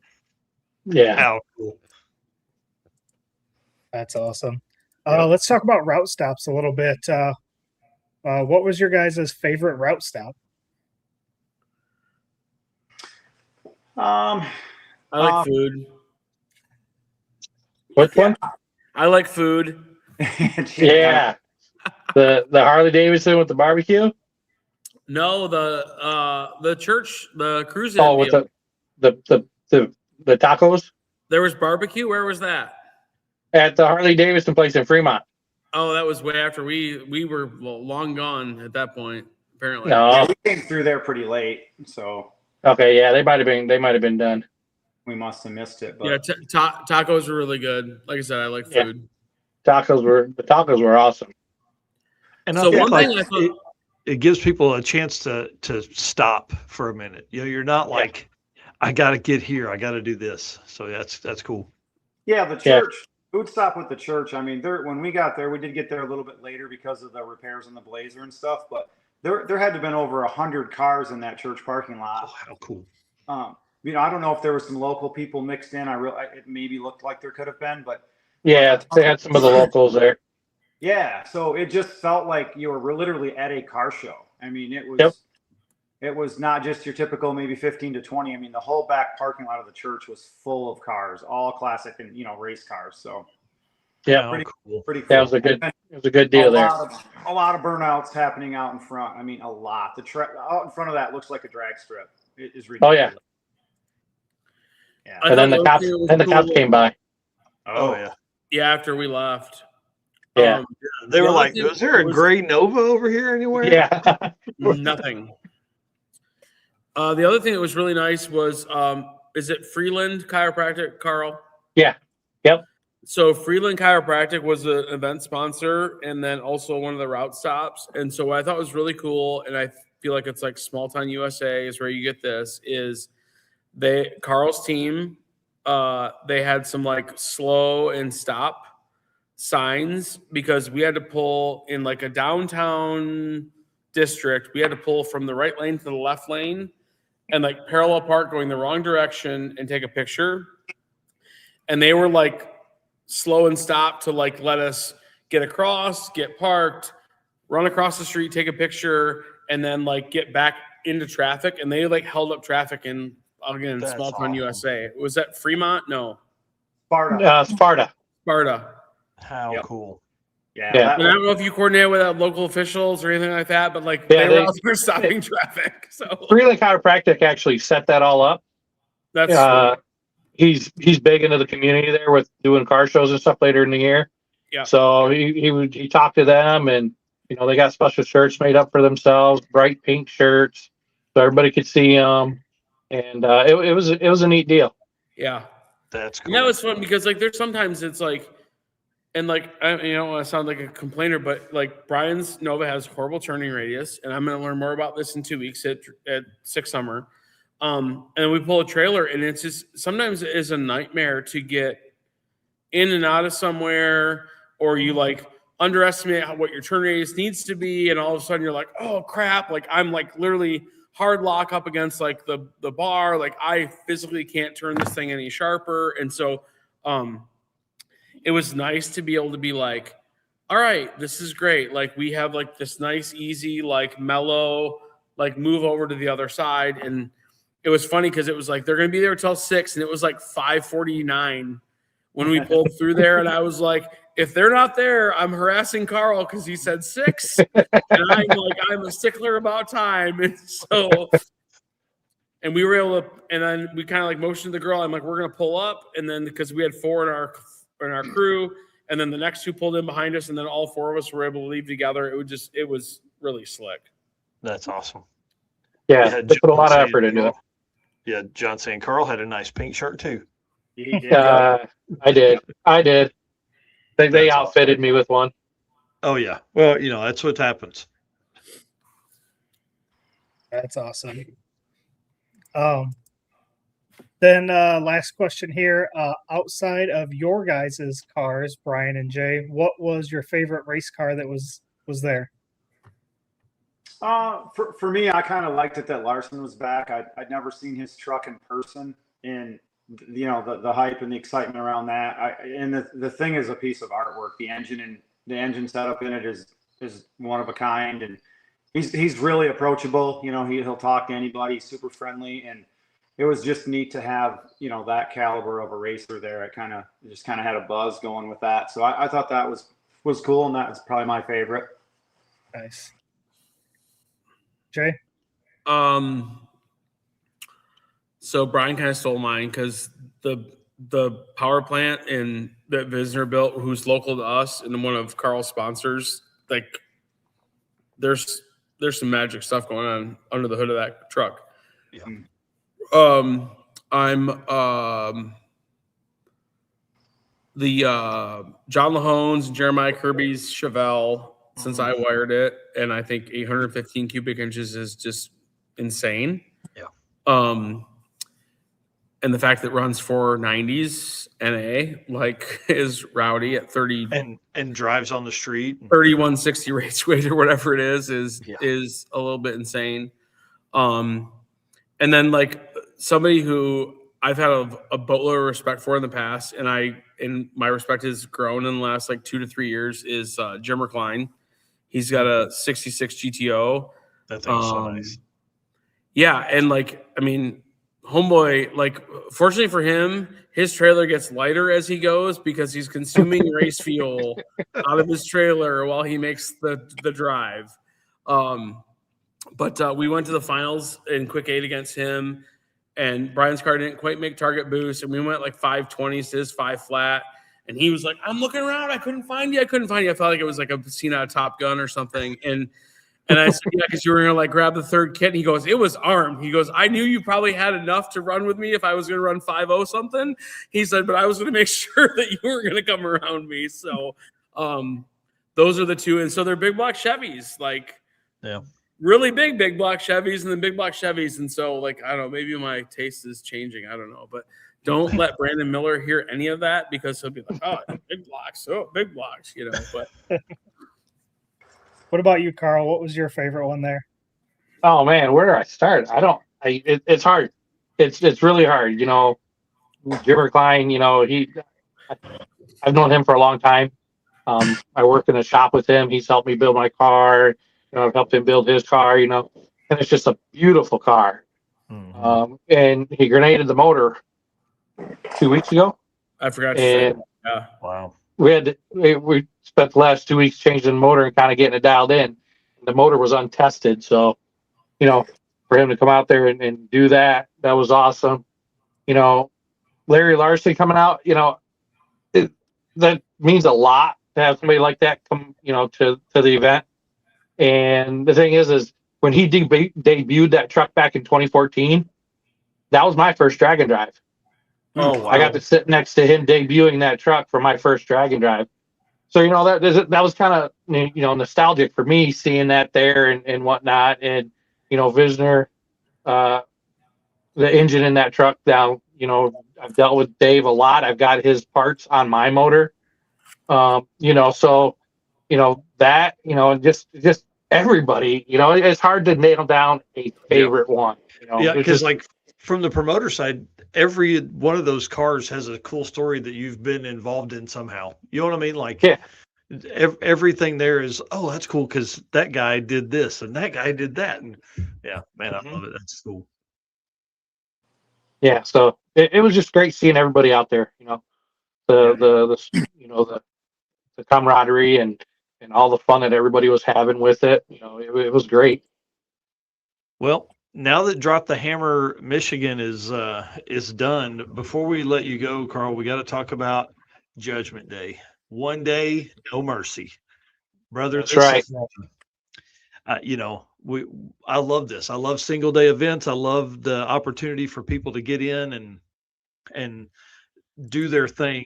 Brian and Jay, I'm going to pull you down for just a second so we can get him on the screen, and then we'll bring you back. This one's a big deal to me. I love this. I love that you're doing this. I want you to go through real quick. Give us like the format of this single day event. Yeah, so we'll start at Alma Tire Services, which is in Mount Pleasant. It's northeast of Mid-Michigan Motorplex.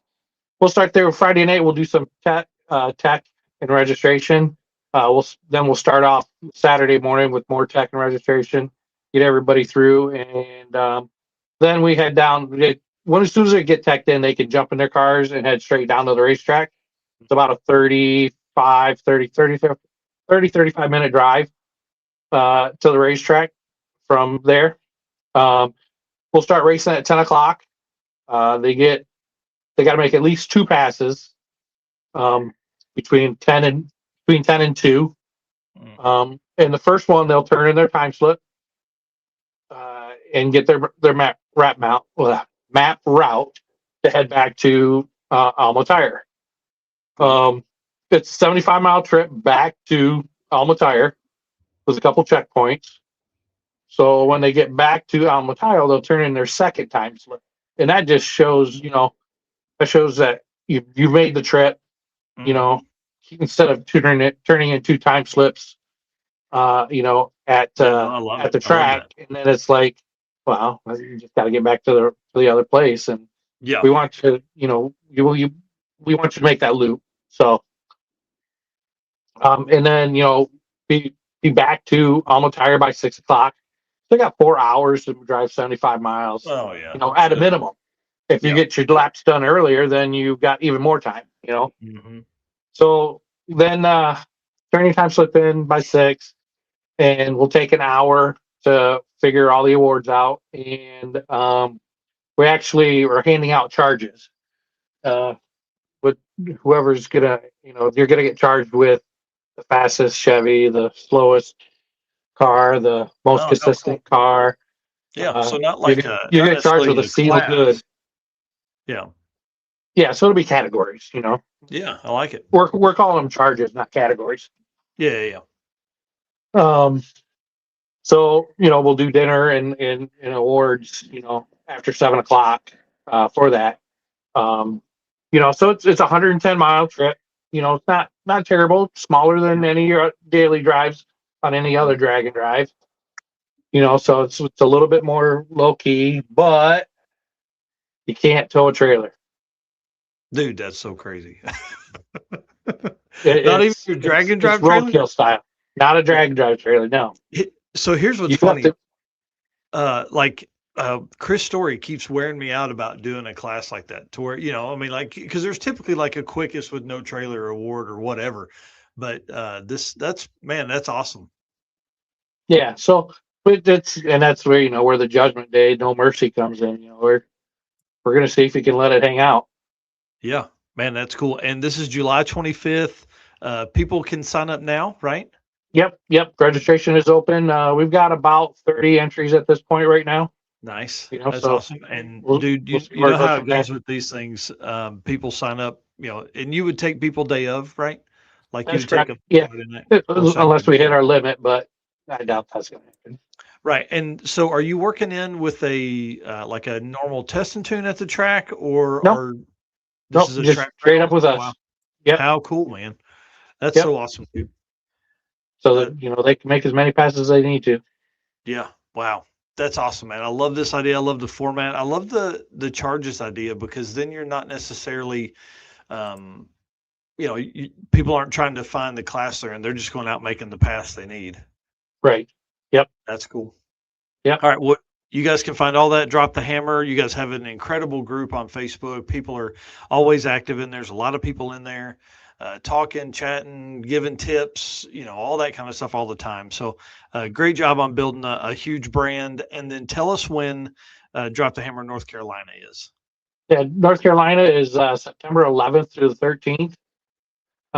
Down in we're at Farmington Dragway again this year for our host, and Roxborough Motorsports Park for day 2 down there. North Carolina. Same classes across the two events? No, we're gonna keep just 5 classes like we did the first 2 years of the main event. Obviously this year in the main event we bumped it up to 10 classes. We're just gonna stick with the 5 down in North Carolina for right now. That's awesome. That's awesome, man. I did forget there is 2 other classes down in North Carolina. I forgot all about. Trailer trash. Oh, what's that mean? Is that like a That cheap car means, challenge? well, kind of. You don't have to drive your car from track to track. You can load it on a trailer and trailer it from track to track. I like But it. you have all the same rules. There is only small tire and big tire for those 2 classes. Yeah. What I like about that is we've seen other people do that, and it ends up those guys drive their car the second day. They may skip the day one. That's what we're hoping. Yeah, but they're going to end up driving that thing on day 2. So yeah, that's kind of our hopes. Is they either they morph into driving them that weekend, or the next year they come back and say, yeah, my car can do it. Let's do it. Yeah. Well, that's what happened with Back to the Streets and Austin Sanchez. I mean, that dude drives around on a 3-gallon fuel cell. For the first year, he didn't change anything over, drove on methanol. He could go 18 miles on the tank. So, it's not very far. No, now he's on E85 for the drive stuff, and he can go 30. So, all right, dude. Just getting warmed up. Yeah, right. Thank you very much, Carl. I appreciate it, buddy. I'm sure we'll see each other. We'll cross paths at some point this year. And man, congratulations on an incredible event. All right, thank you guys. Appreciate it. Buddy. See ya. Yeah. All right.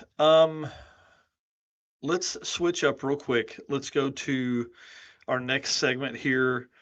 Big shout out to Deechworks and the team over there. Again, the official fuel delivery of Drag Drive Repeat. Code DDR10 for 10% off your any fuel system needs. I mean, they got it all of it. If you need fuel system somewhere, they got it. Performer built transmissions. Eric, you want to read that one, and then we'll keep rocking with Brian and Jay. Yep. Performer Built is the official transmission builder of Drag Drive Repeat. At Performer Built Transmissions, their goal is to engineer and build the toughest transmissions on the planet. Performer Built doesn't just rebuild transmissions, they systematically re-engineer each model to eliminate OEM flaws and to achieve the highest levels of performance. That is why they say their transmissions are not just built, they are Performa Built. All right. And to bring these guys back on, again, Brian Acton, driver of the Nova, and Jay Blanchard, co-pilot extraordinaire and owner of J-Wire Solutions. I just want to recap, because this will be cut down as a different segment later. But let's talk about this Drop the Hammer 2026, your 3-peat. I mean, you guys can see the trophies now that Brian's bigger on the screen. You can see the trophies over the corner. Dude, you've 3-peated in the 545 index. The question I have for you, when I you were have no audio, guys. Uh-oh. When you were at the circuit, Jay can probably answer this. You guys were like 550, so right? Is typically what you would run at the circuit, but this one is faster. Or did you typically do a 545 number? So 545 is really close for us. Brian, are you still struggling with audio? You look puzzled. We can hear him. Yeah, I can hear you. Should I text him? Yeah. I'm going to pull him down from the screen real quick. Okay, I'll text him real quick while we're doing this. And then so 545 is like a very typical number for us. I mean, like I post time slips on Facebook or whatever, so I'm not really worried about like sharing whatever. But so like Brian's car goes 133-ish, 60 foot, 545. 709 is like the hot number for the 1,000 foot. Like if we're 709, like it's a number. Stuff's happening. Yeah. And then Brian, can you hear us? Oh, he's frozen up now. I'm just gonna tell him to log out and log in. Yeah, I'm kicking him now. Okay. Poor guy. He's probably like, what the heck? Yeah, so 709. If we go 709.6, that seems to be like a hot number for me where it's going to go 850 with a number. You back with the audio, homie? Yep, I'm back. Yay! So I didn't pay my internet bill. I was yeah. It's that Fast Act extended network. Yeah, out there in the garage. So Mike was just asking like what we run. So like when the Nova runs like a number, it's like 133-ish, 60 foot, maybe as bad as 135 or as quick as 132, which is really actually where we struggle the most with our consistencies in the 60 foot. I feel like the car's there. I feel like the tracks maybe aren't so much. And then 545 with a change. And then I was telling them, Brian, if it goes 709 with like a 6, I feel like is like the number it needs to go to 1,000 feet. And then cool stuff's gonna happen at the 1320. And then it's 850, 851 at like 159.5 to 160 mile an hour. It's kind of like that's where we want to be at. So yeah, I'll be watching for that on 6 Summer live stream. You're like, damn it, Blanchard, you're right. Well, and I mean, dude, no, I know you're right. You and I've had long, intimate conversations about how right you are. It's just so cool to see like the difference in, because typically when we're talking about you guys, it's 850 stuff, and so you go to this event and, this is one of the only 8th mile, I guess, competitive drag and drives you do. Is that right? Most of the other stuff is quarter. Yeah. So, luckily for us this year, Tulsa had turned on the 8th mile times and the quarter mile clocks. So like you could see that as you were going down. So typically we don't get that from like a media standpoint. I'm not standing there being able to see that, but I felt like sometimes it was like I was looking for something sub 550 when you were making a pass. I mean, because you guys and TJ were so close. Like it was like, I was trying to find any incremental down the track to what that meant. But that was just kind of where that conversation came from. TJ's car, his splits are totally different than mine. I mean, we've hung out with those guys enough. It is interesting how his strategy with the wagon is compared to ours. He runs a little slower up front, and even to the middle, he'll run like a high 540 to almost a 550 and still can go 850 out the back. Wow. So, like Brian, like 161.5 mile an hour, like somewhere around there, 162 even potentially. Yeah, he's crowding 162. He really pours it out the back. So, and those guys have really come on the last couple of years. They're great friends of ours, and they have been paying attention, and they went from just going and hanging out to wanting to win. And it's cool to see, those guys get hungry, and they're a couple good dudes for sure. Mm-hmm. Yeah, Jeremy Ortiz saying he does it different here too. That's crazy. Yeah, it's funny. So like our first, Jeremy, like we always should like yank him onto the show, but like our first run in with Jeremy Ortiz was Streetcar Takeover 22, Brian. Yep. And so we ended up like Tyler Baber was there. I'm gonna totally go off script here, but like Tyler Baber was there, and it was like, well, geez, Tyler's been 770s, and he's got a funny car cage. I'm like, I don't want to race him. So we like detuned Brian's car, you know, to like get him on like the backside of like the mild wild split for street car takeover. It was like, and so it was a 9 flat index. 9, and like, what was it? 910. 910. Yeah, it was a weird index. 910. And again, all they're trying to do is they're trying to take like 28 cars that are in the class and trying to just subdivide them, right? Mm-hmm. Into mild and wild. And Brian's like, this Jeremy guy, he runs 155 short, and he'll go 165 miles an hour to go 910s out the back. He goes, I'm staying in it. He goes, I'm not going to lift on him. I mean, there was so much dialogue in the trailer. That's and awesome. Jeremy's been in the 7s with that car, you know, so he's detuned just like us, you know. It's got a wide tuning range of possibilities.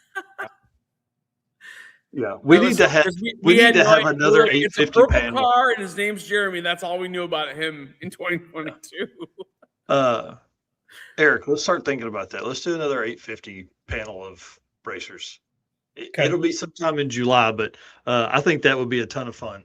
Let guys get through Rocky Mountain and Six Summer and all that stuff as we all prepare for later. Okay, so 545 index domination at Drop the Hammer. You have now three-peated again. You three-peated at the circuit in our street race Power Rider class. You guys are bad to the bone. You're badasses. I want to run through the week or the weekend real quick. So 546 average, best ET of a 545 with an 8. You're off a absolute perfect pass by 0.008 of a second. Jay probably knows the inches, but that's a very different time there. 5,477 second day, and then 5,465 to wrap out the end of the week. And for the folks that have watched the entire live stream, you guys talked about that a little bit, but with this video being cut down as a standalone for the Performer Built segment, walk us through the weekend just in a quick recap. You or me? Go ahead, Jay. So Brian tested Thursday night, and we were really just kind of looking to see like what kind of consistency we could get out of the car. And like the car went like a 43 with a 4 and a 44 with a 0. So we were like 6 thou off on comparable air and all that kind of stuff. I couldn't get out on Thursday night, just kid schedules and all that kind of stuff. And so Friday was really kind of a like, all right, we gotta pull the car back just a little bit and see. You know, we need to get on the right side of 545 because Brian had made 3 passes at that point under, and that's no good. So I think on Friday, what did we run? We ended up going a 46 and change, right? High 46 from the 8 maybe. Yeah, and then we went under after that, like a 44 with a 6. Yeah, 44. Yeah, so we went like a 46 with an 8, and then maybe I got a little bit too greedy in the car, went a 44 with a 6. And frankly, I was like, we don't really know like what our window looks like because we've fiddled with some stuff. And I said, I think we should just go make a pass. I'm like, let's pull in the back of the lanes. Let's just cool the car down. Let's get trans temp down in the 150s, like low 160s. And Brian went out and went 45 with an 8, you know, and the mile an hour was kind of in the ballpark. The 60-foot slowed, maybe a pinch, but it all worked out. Yep. And again, as we talked in the earlier segment, it was kind of like, hey, on Saturday, like we're pinching the driver's seat. Like that's trying one and done. And then the car went way too quick, went a 42. Thanks for the correction. Yep. And I'm like, hey, like we got to clearly take a boatload of power out of this, despite the fact that, you know, the car's kind of spinning, the tire going down the track and stuff like that. And we went to 47 with a 7, and we're like, cool. Like we, like mathematically, we know where we're at, and like we needed to focus on Brian's son's car, Kyle, and or truck. And then on the last day, I think we had to go 598 with an 8. Oh, that's crazy. And so I was like, all right, well, let's run the same tune-up from yesterday. Here's kind of where the air's at, barometer, yada, yada, yada. And frankly, I thought the car was going to run like in the 480s or 548 with a 0. I thought it was going to be in that realm. And when it's 546 with a 5, which was a little bit quicker than I thought, and the mile an hour was up a little bit. But I'm like, yeah, like maybe the air was a pinch better than I thought, or maybe there's just between what it was when I looked at it and whatnot. But it was more than enough to lock it up. And then we kind of shifted focus on Kyle for a handful of passes, a couple passes. And then there was a quick 16, which is cool. Like that's fun. Like your brain shifts. Like we maybe potentially should talk about this with Carl before he got off, but he does a quick 16 shootout and a close 8 shootout. So he takes like the whole grouping of 132 cars and he finds the closest 8 cars. And then he gives them like a 1/10 of a second cushion. So you can't like turn your stuff up. You can't be like, oh, I ran my car NA all week and then all of a sudden I'm going to spray 200 on it or something like that. Yep.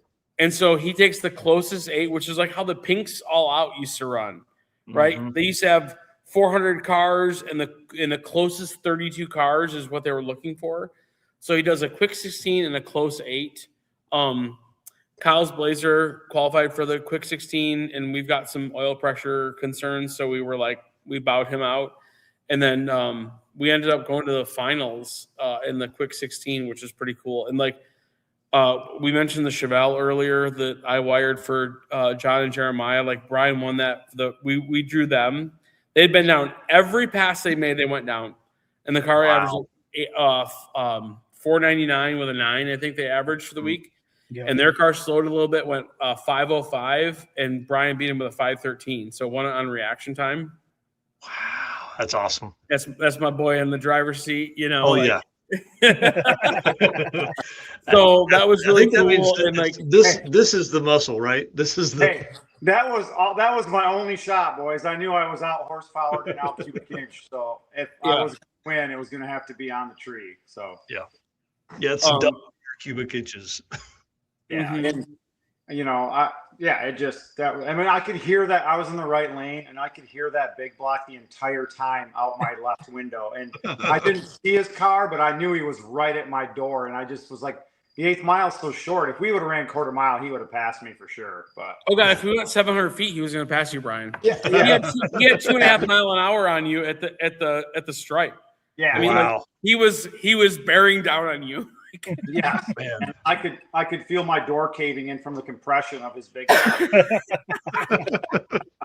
But what a great group of guys! I mean, they came over and we talked for 10 or 15 minutes, took some pictures. I mean, they're just super good guys. I don't know if they're going to Six Summer or not, but really cool guys, just super friendly and that's what you want. You're just nobody's out here making $1 million at this stuff, so.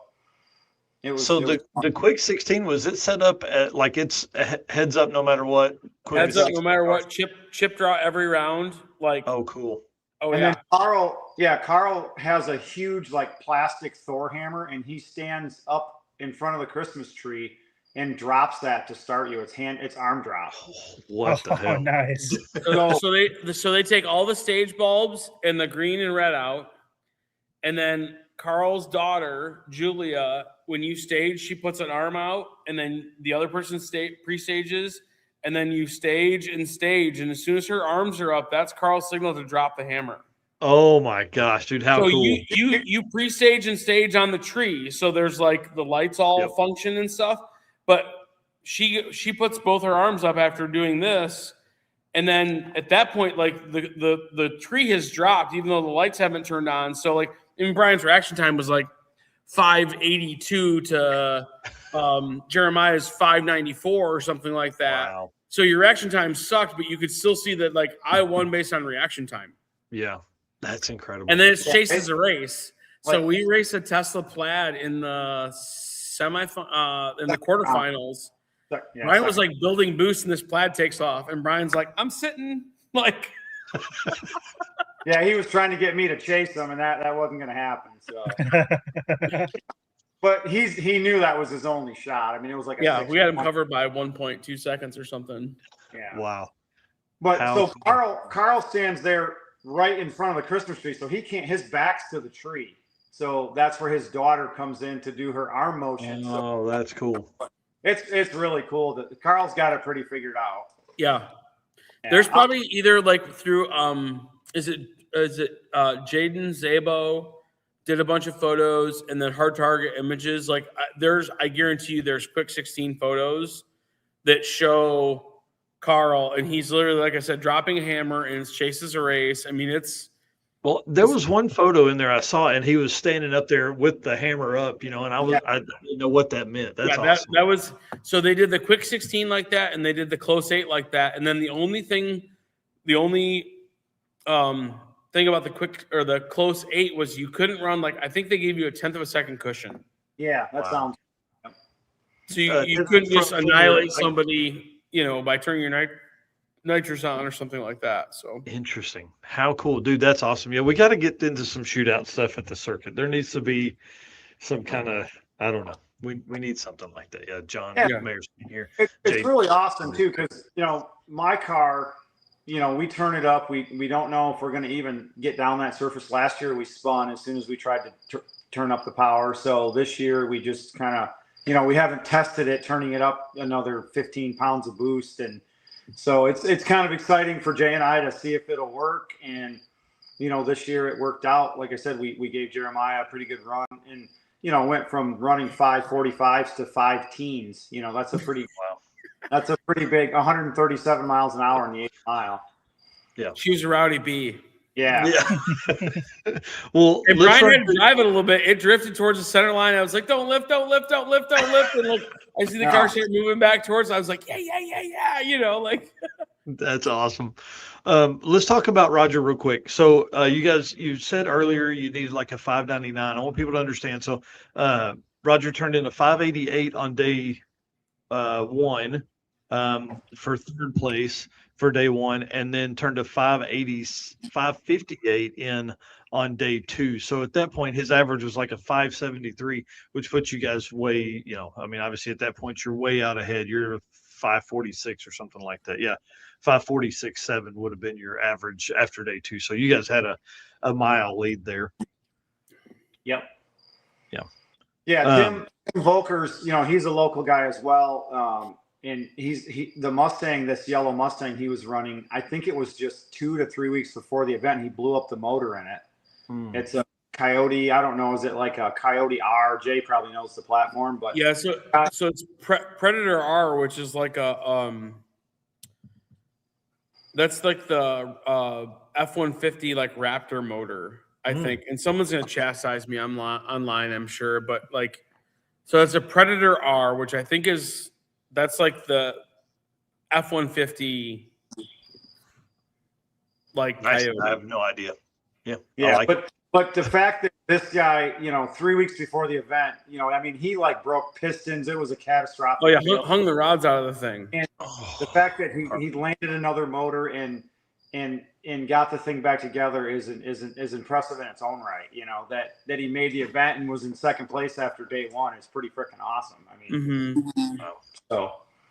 Yeah. And I think the other story, it's Tim's story to tell, but Tim is wheelchair bound, and like the fact that he's swapping engines and he's doing all these things like from a wheelchair, like that's awesome. When you think you've had a shit day, like Tim's persevering every day, and I think that's so incredible. He's Holland, so that's that way for me, right? Like I just like. Kudos to him because, Brian, if you hung the rods off of your motor 3 weeks ago, like you probably wouldn't be racing until next year. No, I absolutely would not be. No. And I don't race, so I don't have to worry about that. But again, just putting all of this in perspective, a lot of kudos to Tim. And then his co-pilot is Jim England, who does a bunch of tech for Sick Week and Drag Week. Yeah, he's got a machine shop down south of here, like near Tim, and he co-piloted with him. And again, kudos to those guys. Literally, it's Tim has multiple posts about this was a shakedown weekend, and the fact that I finished in 3rd is holy crap, beyond my expectations. This is awesome, Yeah, he was on cloud 9 the whole weekend, which was really cool to see. Yeah. All right, well, let's run through some of these photos.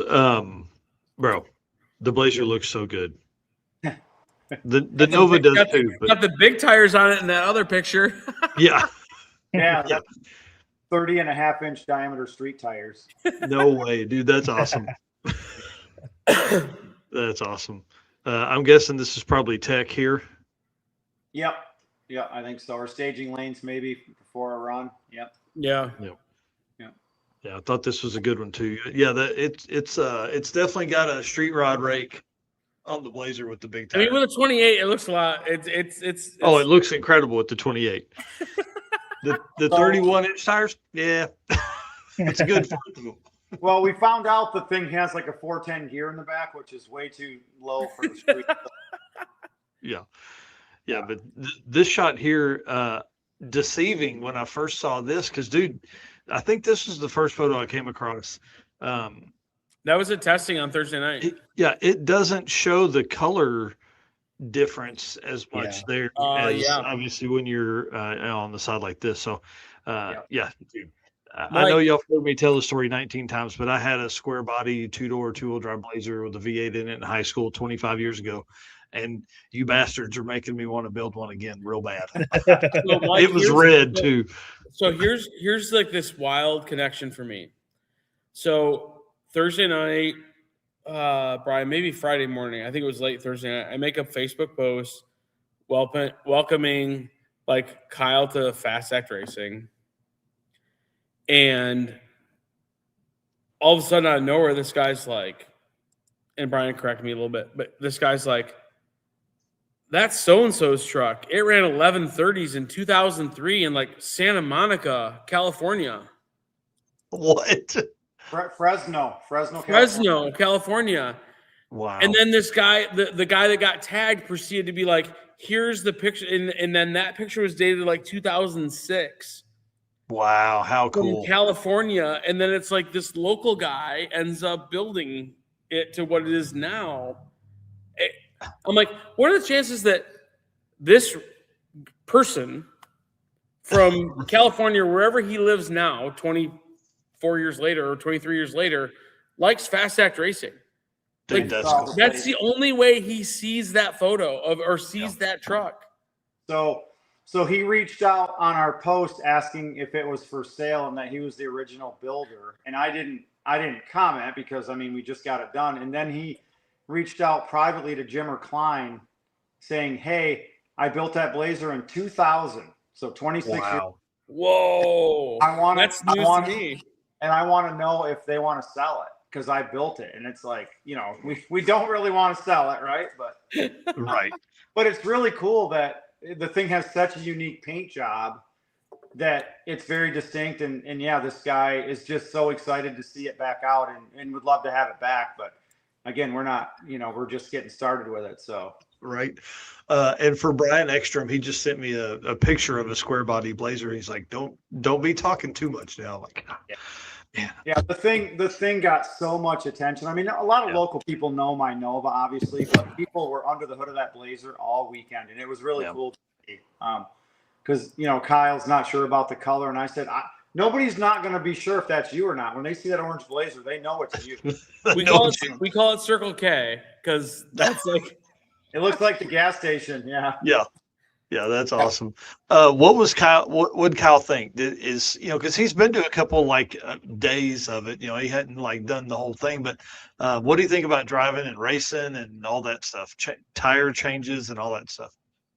Yeah, he had such a blast. I mean, he was hermagrinning the whole weekend. He like I said, he's kind of a prankster. He's a damn electrician, and I think they just prank each other all day at work. But you know, he just fit right in with the group that we were traveling with in the parking lot. I mean, he is definitely hooked. I wished he had, you know, more vacation time. He's probably only going to be able to do like something like this. He doesn't have the vacation to go to Six Summer or go to Well, you know how that happens though. Like they do one and then they miss, like, you know, you guys will leave for Six Summer and he'll be like, oh shit, man, maybe I can get time off by drag week. You know what I mean? Like, and he's like trying to do the math. Yeah, the weekend events are definitely the gateway drug.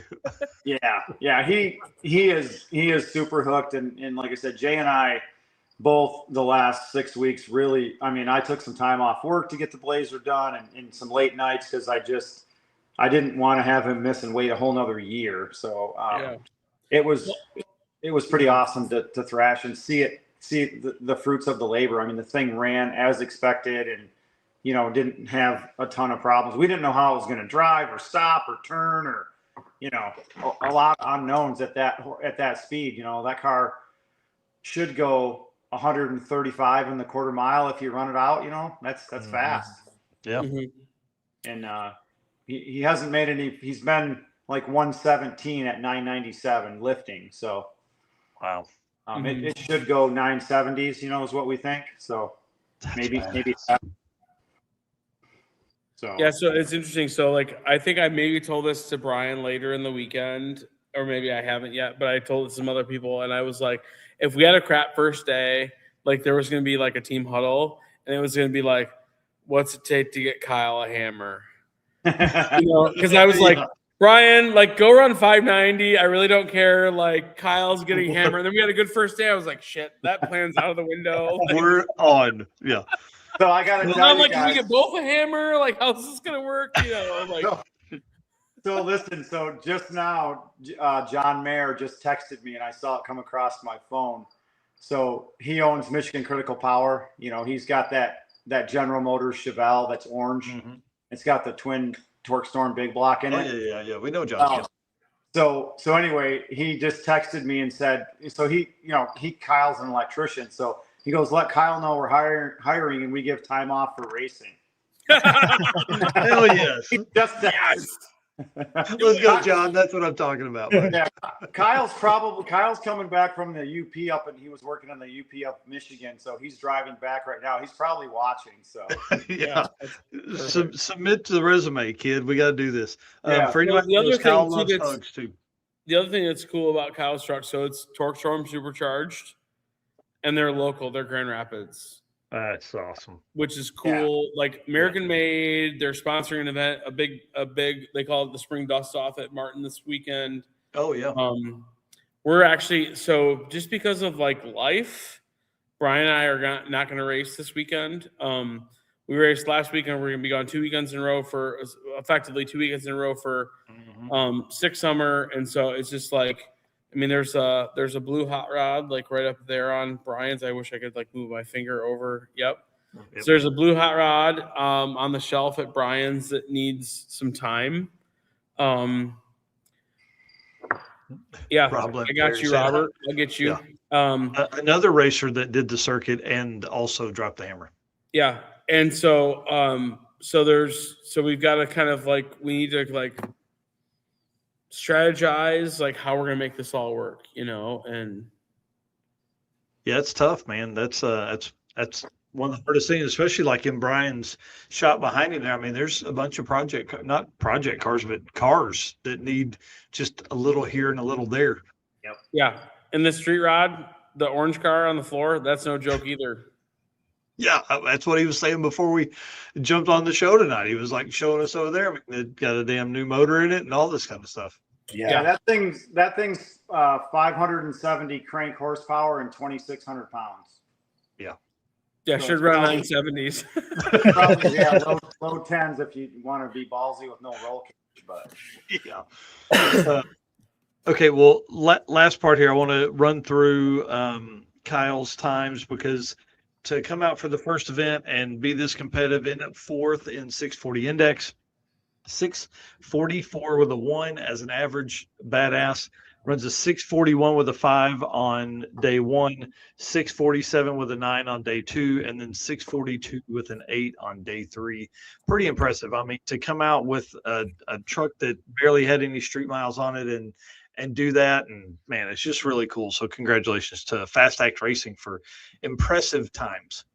Yeah, thank you. Yeah, it was definitely nice to see everything kind of come together, and all the Jay and I pay attention to the details. We try not to miss anything when we're putting these cars together, so that we can have the best chance at least making a good showing. So it was good to see that turn out our way for once. So yep. All right, well, let's cut this segment here. Again, big shout out to Performabuilt, GM transmission build. That's all they focus on is GM transmissions. They've put a 4L60 in the 7s in a Camaro. I mean, if you can do that, you can probably do anything you could possibly imagine with a GM transmission. They're beginning to work on 6L stuff, and some 8L stuff is in development as well. So if you guys need them, performerbuilttransmissions.com, or hit us up. We'll get you in touch with Ryan and the team up there. AFCO Racing, this will kind of lead us into our last bit of the show here. AFCO Racing, for racers know when you want performance that wins, you want AFCO. From shocks and suspension to cooling brakes and more, AFCO Racing has been helping teams go faster for over 30 years. Built by racers, for racers. Check out the AFCO Advantage and follow them today on social media for the latest in performance parts. AFCO Racing, built to win. All right, so you guys have done a few weekend events now.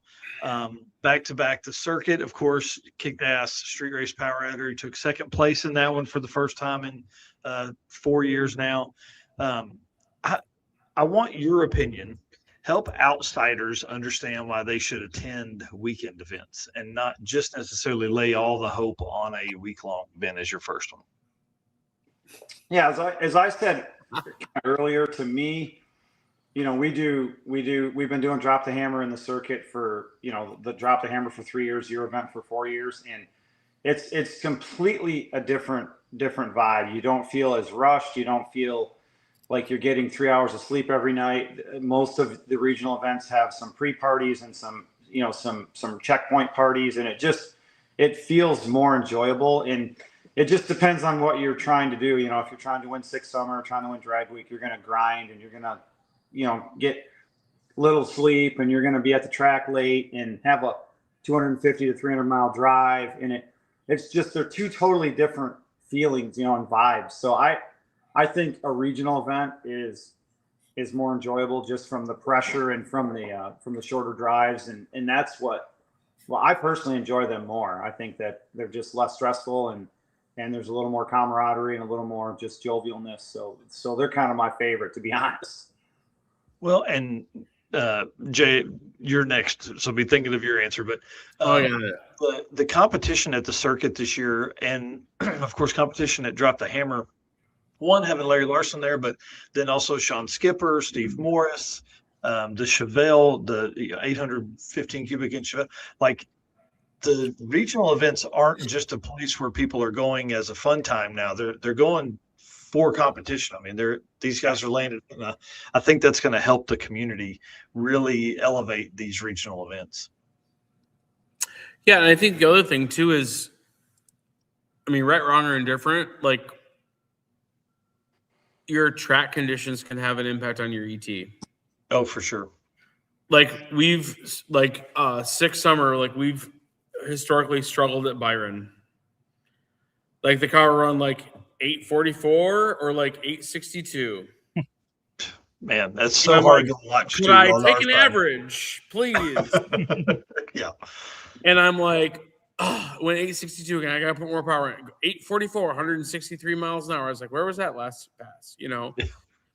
And so I think like between like, here's the deal. The Ledfords at Mid-Michigan have been around the block forever. And Brian knows, like, I mean, they are bracket racers, like, through and through. And, like, we go there, like, and again, I'm just talking very openly, like, US 131 will hide every chassis sin you have. We will go there, we'll run 50 with an 8, 50 with a 6, 50 with a 0. And I'm like, yeah. And then we go to Drag Week, and the car goes like a 61, and then a 49 with a 2, and I'm like, this is like the same air and the same tune-up. Like, what is wrong? Yeah. And I'm like, oh, there's where it wobbled the chassis, and here's where the drive shaft spun, and da-da-da. Like, I can see it all in the data. And so Martin hides all that. And so, like, Mid-Michigan to me is like, it's got a little wobble in the middle, right? Like, there's a concrete to asphalt transition and all this kind of stuff. And like, and Mike and his brother helped me out, Jeff. Yeah. They do a phenomenal job with the track and all this kind of stuff. And so I encourage us to go to Mid-Michigan to test, because I'm like, we're going to leave good 60 foot. and the track's going to have a little bit of inconsistency in it, and we need to be able to like manage that, right?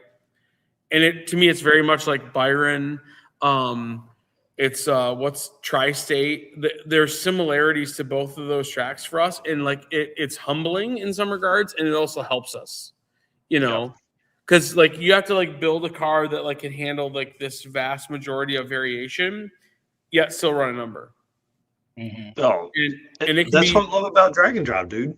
Yeah, and I think that's the other thing too. Like, so circling back because you were asking about regional events, like you're not going to have the best track prep at a regional event. No. Like they might not be the big name tracks and all that kind of stuff, but it's like, so let's just talk about like Larson and Morris, the two biggest horsepower cars at the track. Mm-hmm. They didn't run the quickest ET every day. Mm-mm. Because the surface was like the equalizer. Yeah. And so like, to me, like, I don't know what Larry ran on day 2, but like after our first pass, like we went 5:42 and like Larry went in the low 6s, I think. He had a pass that was better than that, but like, I mean, after like a 5:49. So I mean, like, technically, you were faster than Larry Larson on day 2. Yeah.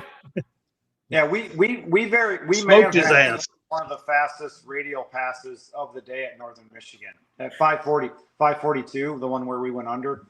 I don't know that a lot of radial cars went that quick, which is just track management, to Jay's point. Yeah. Yeah. And that's the thing about it. Like, it becomes the equalizer, and it's not no prep, you know what I mean? But like, it's still like, you have to race the surface you're on, right? And building a car that will handle the bumps and handle adverse track conditions and all kind of stuff. Like regional events, I feel like will teach you more about that than any of the national events. Yep. That's the clip we were looking for. I got a quick Steve Morris story too. When you this is good. So I feel like for years Steve Morris has been bugging me for a ride in my Nova, and I just haven't felt like I was ready to give him one yet. This is great. I'll be right back. And Sunday, during the quick 16, he was the pair in front of me, and his crank sensor went out in his car. And so he coasted to the end of the track and was going to walk back. So I stopped and said, "Hey, would you like that ride now?" And so I was able to get Steve in the Nova and get him back to his pit. So yeah, dude, that's awesome. Yeah. So that was kind of fun. We had a good, conversation on the ride back so I can say Steve has co-piloted with me through the pits at least. Yeah. How fun. So that's awesome.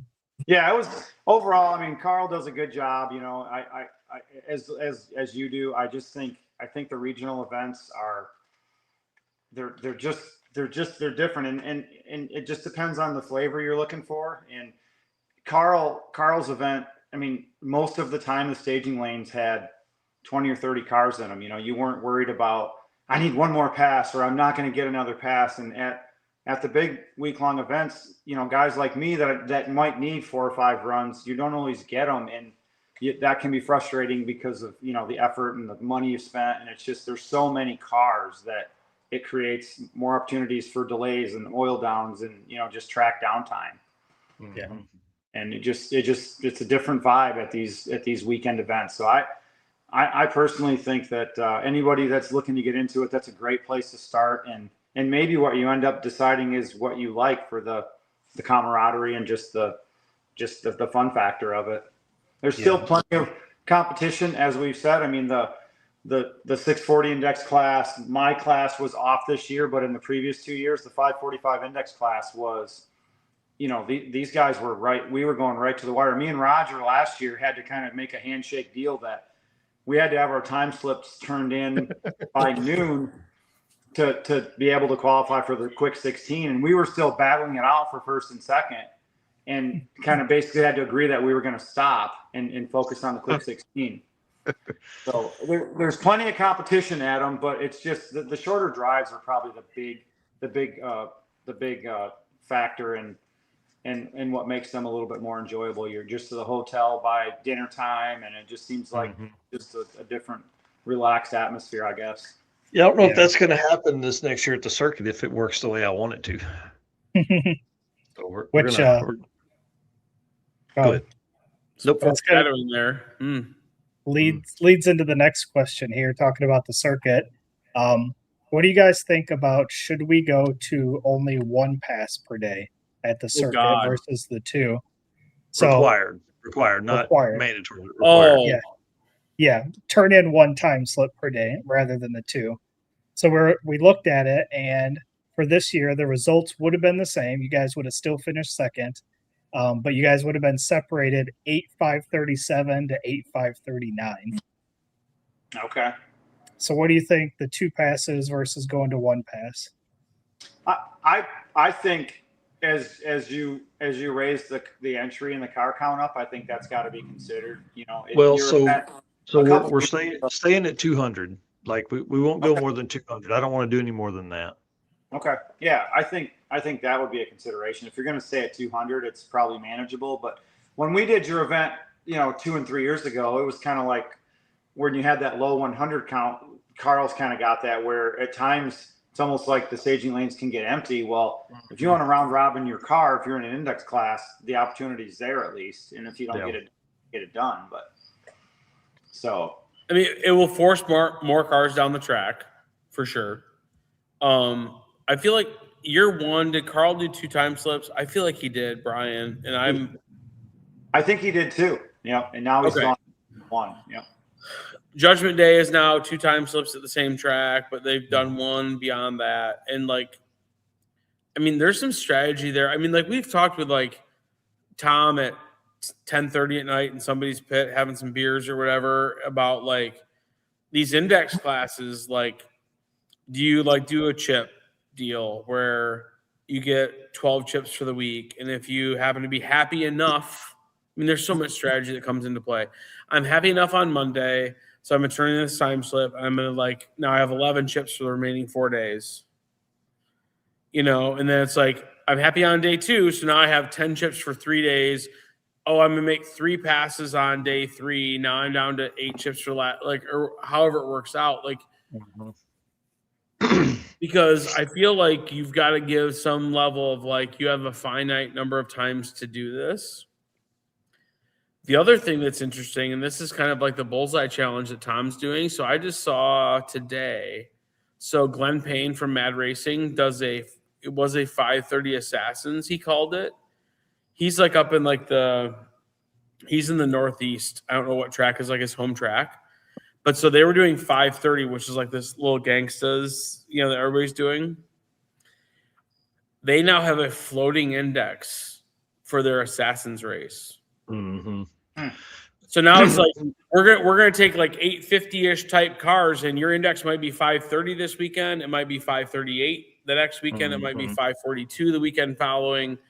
Yeah, we did that with the index around to get you to actually do some tuning on your cars. Yeah, we did that with 650 last year, and it worked out really well. People paid $50 if they wanted to put in a number other than 650. They could do that. We pulled it out of a hat. It worked great. I think there were 16 people in the class, and 10 of them gave money, and those guys wrote their number down, and we ended up pulling 668 or something like that. That is what it was. Yep. Yeah. So it worked really well. My concern with going to one pass is right now we have 6 hours of track rental. Going to one pass, we're going to do 4 hours. I'm not going to keep 6 because once we announced you only required 1 for Saturday, people were gone. Yeah. Right. So 4 hours. Obviously that's less track rental cost. It's less opportunity for people to have to make a number. Right. But on our side, as I want to become a more prominent regional event, I want to be the best regional event that's out there. I want to be the best when people are fighting to get into our event, right? To do that, 1 on Friday, 2 on Saturday, 2 on Sunday becomes tough if we have 2 oil downs like we did this time. You know, so you're changing it middle of the week, middle of the weekend. Yeah, I think he was trying to flip it back up and hit that phone tipped over. Oh, he got. I don't know. I'm really debating on this back and forth on if we want to do one or two on, because we would keep one on Friday because of tech and all that stuff, but then two on Saturday and two on Sunday gives you 5 passes for the weekend. So it's hard. I mean, but at the same time, if you are trying to chase results, if you're trying to get the best possible numbers, one a day makes more sense. Like it would have lowered y'all's average if we had just done one, but the averages don't matter because I'm only keeping records for what you did at the circuit. You know what I'm saying? I don't know. I don't know what I'm going to do on that yet, but I just wanted to get y'all's opinion on 1 pass per day at the circuit. Yeah, I don't think it's a problem either way. If you're going to keep the car count maxed at 200, I think you could still do 2. I mean, I think it does add a different element of strategy for sure. Yeah, I think it gives spectators more of an opportunity to see stuff, because I can't imagine like you come in to see, Lord willing, we would get a guy like Larry Larson. He comes in, we've rented, they've paid $20 to get in. There's $60 for the people in their car. Oh, well, shit, Larry made his 1 pass. He was the first one down the track and he's gone. You're like, that's the reason I came here. My first drag and drive I spectated at was Drag Week in 2016. And I showed up at the track. I don't remember where it was. I feel like it was, I don't know, it was Cordoba or something. Me and John Pranger went out there to spectate, to do some reconnaissance on potentially, entering one someday. And we showed up at the track about a half hour after racing started, to your point, Mike. And like 6 or 8 cars that we would have wanted to watch were already done and leaving. Yeah. Yeah. And that's my thoughts, right? Like, I don't know if we'll get to that level where guys like that come to our event, but man, I would sure hate for people to because you really end up at 200 cars. You can run that in 2.5 hours, like pretty easy to be done. If you run a track for 4 hours and people show up an hour late, they don't want to see, an empty set of lanes the last hour of their time being there. So I don't know. Yep. Anyways. You guys have been at a bunch of them. I thought that would be a good question to ask you. Okay, let's talk about 6th Summer, because it's coming up in a few weeks. Which class are you signed up for? I can't ever keep that one straight. And then Unlimited. Yeah, we're switching to Unlimited. There's a new car sitting like right over here. over my shoulder. It's over right here. Yeah. So we will be doing a 6th Street race, which is the more limited 850 class has the 32. It's more the drag week rules. So the car has to weigh 3,200. It can't have a wing or a chin spoiler. Stock suspension. Yeah. So the 275 street race class that has a little bit more lenient rules and lighter weight. So we're going to be in 6th Street race, which is the class we typically fall into. We could probably run either, I guess, but we try to stick true to what the car fits. And so, we feel like the car is ready. The last couple of events I think we've honed in on the tune-up. We felt like drop the hammer. We got some good data that can translate out to the quarter mile. And the big news for me, and I kind of revealed this to Jay at Sick Week in February, is Jay. So let me back up. So prior to this year's Sick Week, I have driven every street mile in a drag and drive in my Nova. And it wasn't a trust thing. It wasn't anything like that. It was just, it turned for me, it was almost like an Ironman thing. I had done it for a few years and then I had a streak and I just didn't want to break that streak. And so this year, Sick Week had a drive day like on Wednesday where we didn't race. And I sprung it on Jay in the morning when we woke up in Florida. I said, hey, you're driving today. So he drove the Nova for the first time on the street in Florida. And he was I've driven it on the street, but like I've never driven in a drag and drive. I've driven it like 10 miles like around my house for a car show. Like so he was like a giggly 10-year-old when I told him that. Oh yeah. And then I proceeded to also tell him that later in the year at Six Summer, he was doing all of the street driving. Oh, how cool. So That's really cool. Pretty excited. I'm not as good of a navigator as him, and I warned him about that. I don't want him to I'm gonna be like, give me the phone, like let me get like all fuels up and find the E85 and all that shit. This dude will have the maps up for the event. He'll have E85 up. He'll have a restaurant up, and he'll be multitasking. And I'm like, yeah, I'm not doing all that. So, So he's like, I bought a magnet mount. It's gonna clip right here, and then you can watch it. So I'm gonna be taking naps as Jay navigates. Yeah, I'm excited about that because, man, it's just gonna be such a different feeling for you. But the problem is, that's no break for you because now, like, you can't just drive, like, in air quotes, you know. Yeah, you're gonna be there trying to multitask and where's that damn granola bar I can give Jay for a snack and like all this stuff. Reese's Sticks. Kind of fun to watch. Yeah, I'll tell you right now, especially with Jay, like Jay is a very active, busy co-pilot. I don't know what everybody else is doing. I would assume similar, but he doesn't just sit over there and like, you know, take intermittent naps. He is looking at stuff and keeping track of our route and making sure we know where to find gas, and I mean he's humping over Eric, there. what do I do? I'm a You sleep. Yeah. So PAB, that's what I say to that. Yeah. So punk AB. Yeah, if I get still for more than about 8 or 10 minutes, I'm out.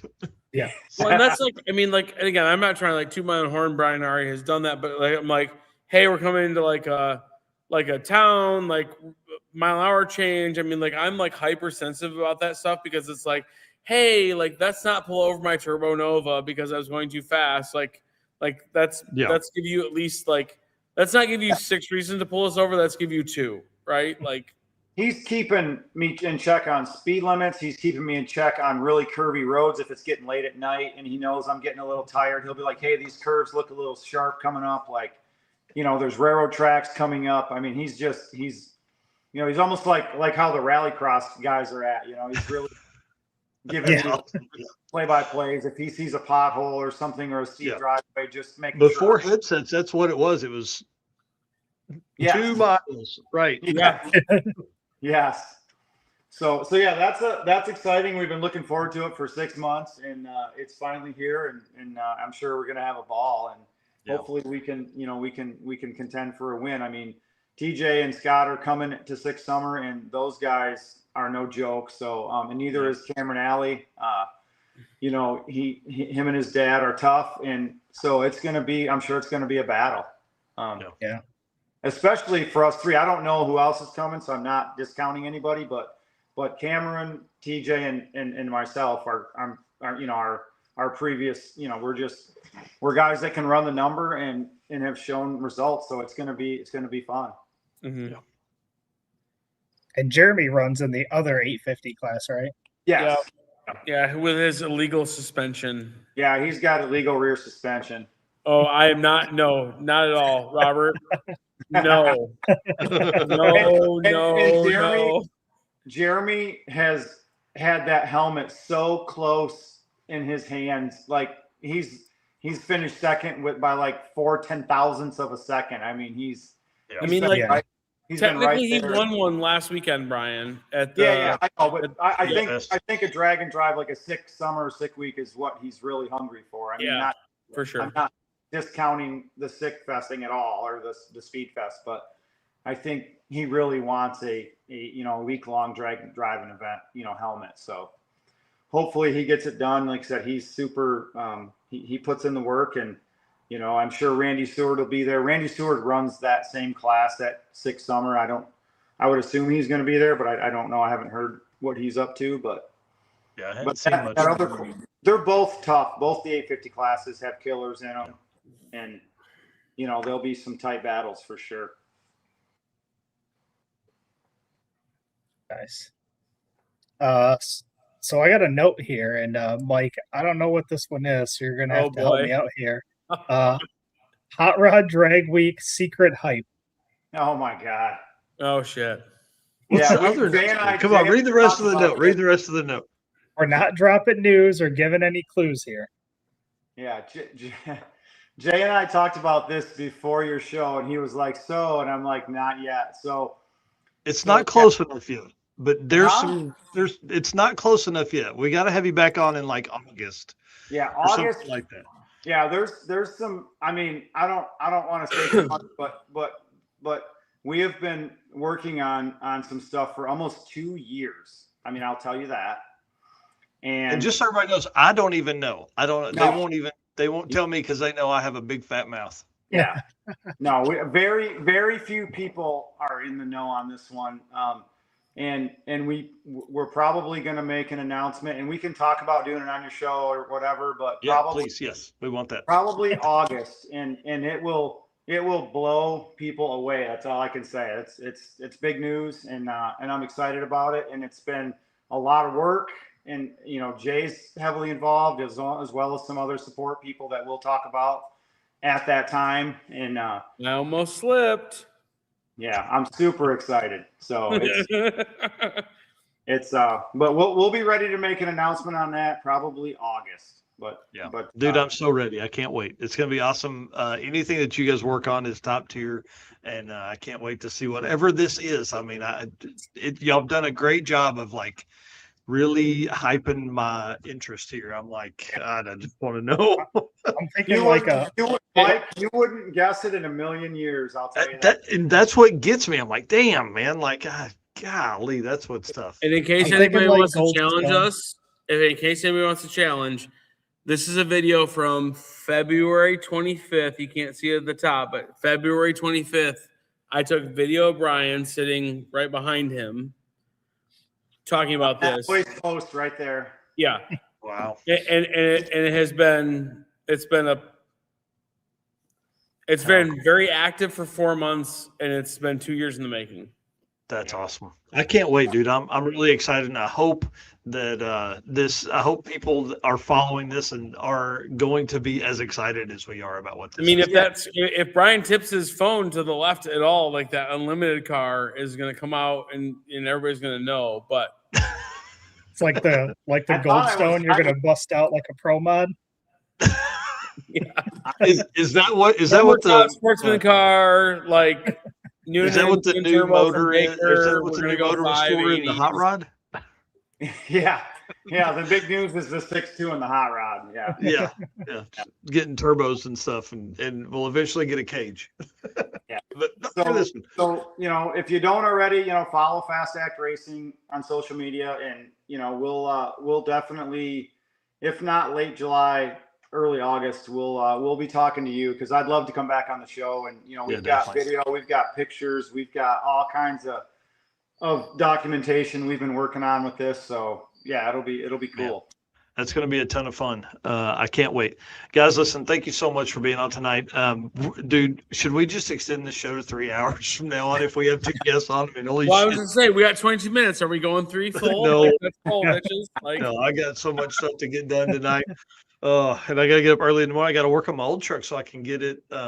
We ended up developing an exhaust leak, and I think we've lost the strap on a couple piston or spark plugs, and got to figure out some stuff on it, because I'm driving it to Rocky Mountain Race Week on Friday. So I need to get. Well, keep us backstage. Let's talk for a minute at least. Okay. All right. Big shout out to AFCO Racing Products. We appreciate them and all the stuff they do for us here. And if you guys haven't done it, AFCO, Eric Saffel and Rex French did an incredible job over the weekend at War in the Woods interviewing people. It was awesome to watch Eric's progression throughout the weekend. Like in the first 2 or 3, you could tell he's like, this is out of my norm. But dude, by the end of the weekend, man, he was rolling. It was really cool to watch that. So yeah. Next up, dude, next week's show is going to be nuts. We're going to have results from Streetcar Challenge. We're going to have results from Street Weekend UK. It'll be a midweek update from Rocky Mountain Race Week. So I'm not going to be there. I'm going to be at home, but I'll have been up there day 0 and day 1, so we'll have stories from that. We'll have all the fun stuff that's going on there, and then we've got Derek Putnam from Sick the Magazine on, and the Diehl Brothers, who took home like a truckload of trophies from Speedfest. So they're all three going to be on to talk about Speedfest and all the experiences they had there and stuff like that. I think it's going to be an incredible show. Going to have a ton of fun. So, all right, let's end this thing, man. All right. Oops. Appreciate all of our race car friends once again for tuning in all night, making comments. Appreciate all of you guys. And again, our sponsors, couldn't do it without these guys: Summit Racing Equipment, Deechworks, Molly Motorsports, Driven Racing Oil, Howard's Cams, J-Wire Solutions, AFCO Racing Products, Performa-Built Transmissions, Car Chains 3D, Low Dollar Motorsports, Power Tube TV, and Racing Junk. And we will see you guys on Saturday morning. All right. See y'all.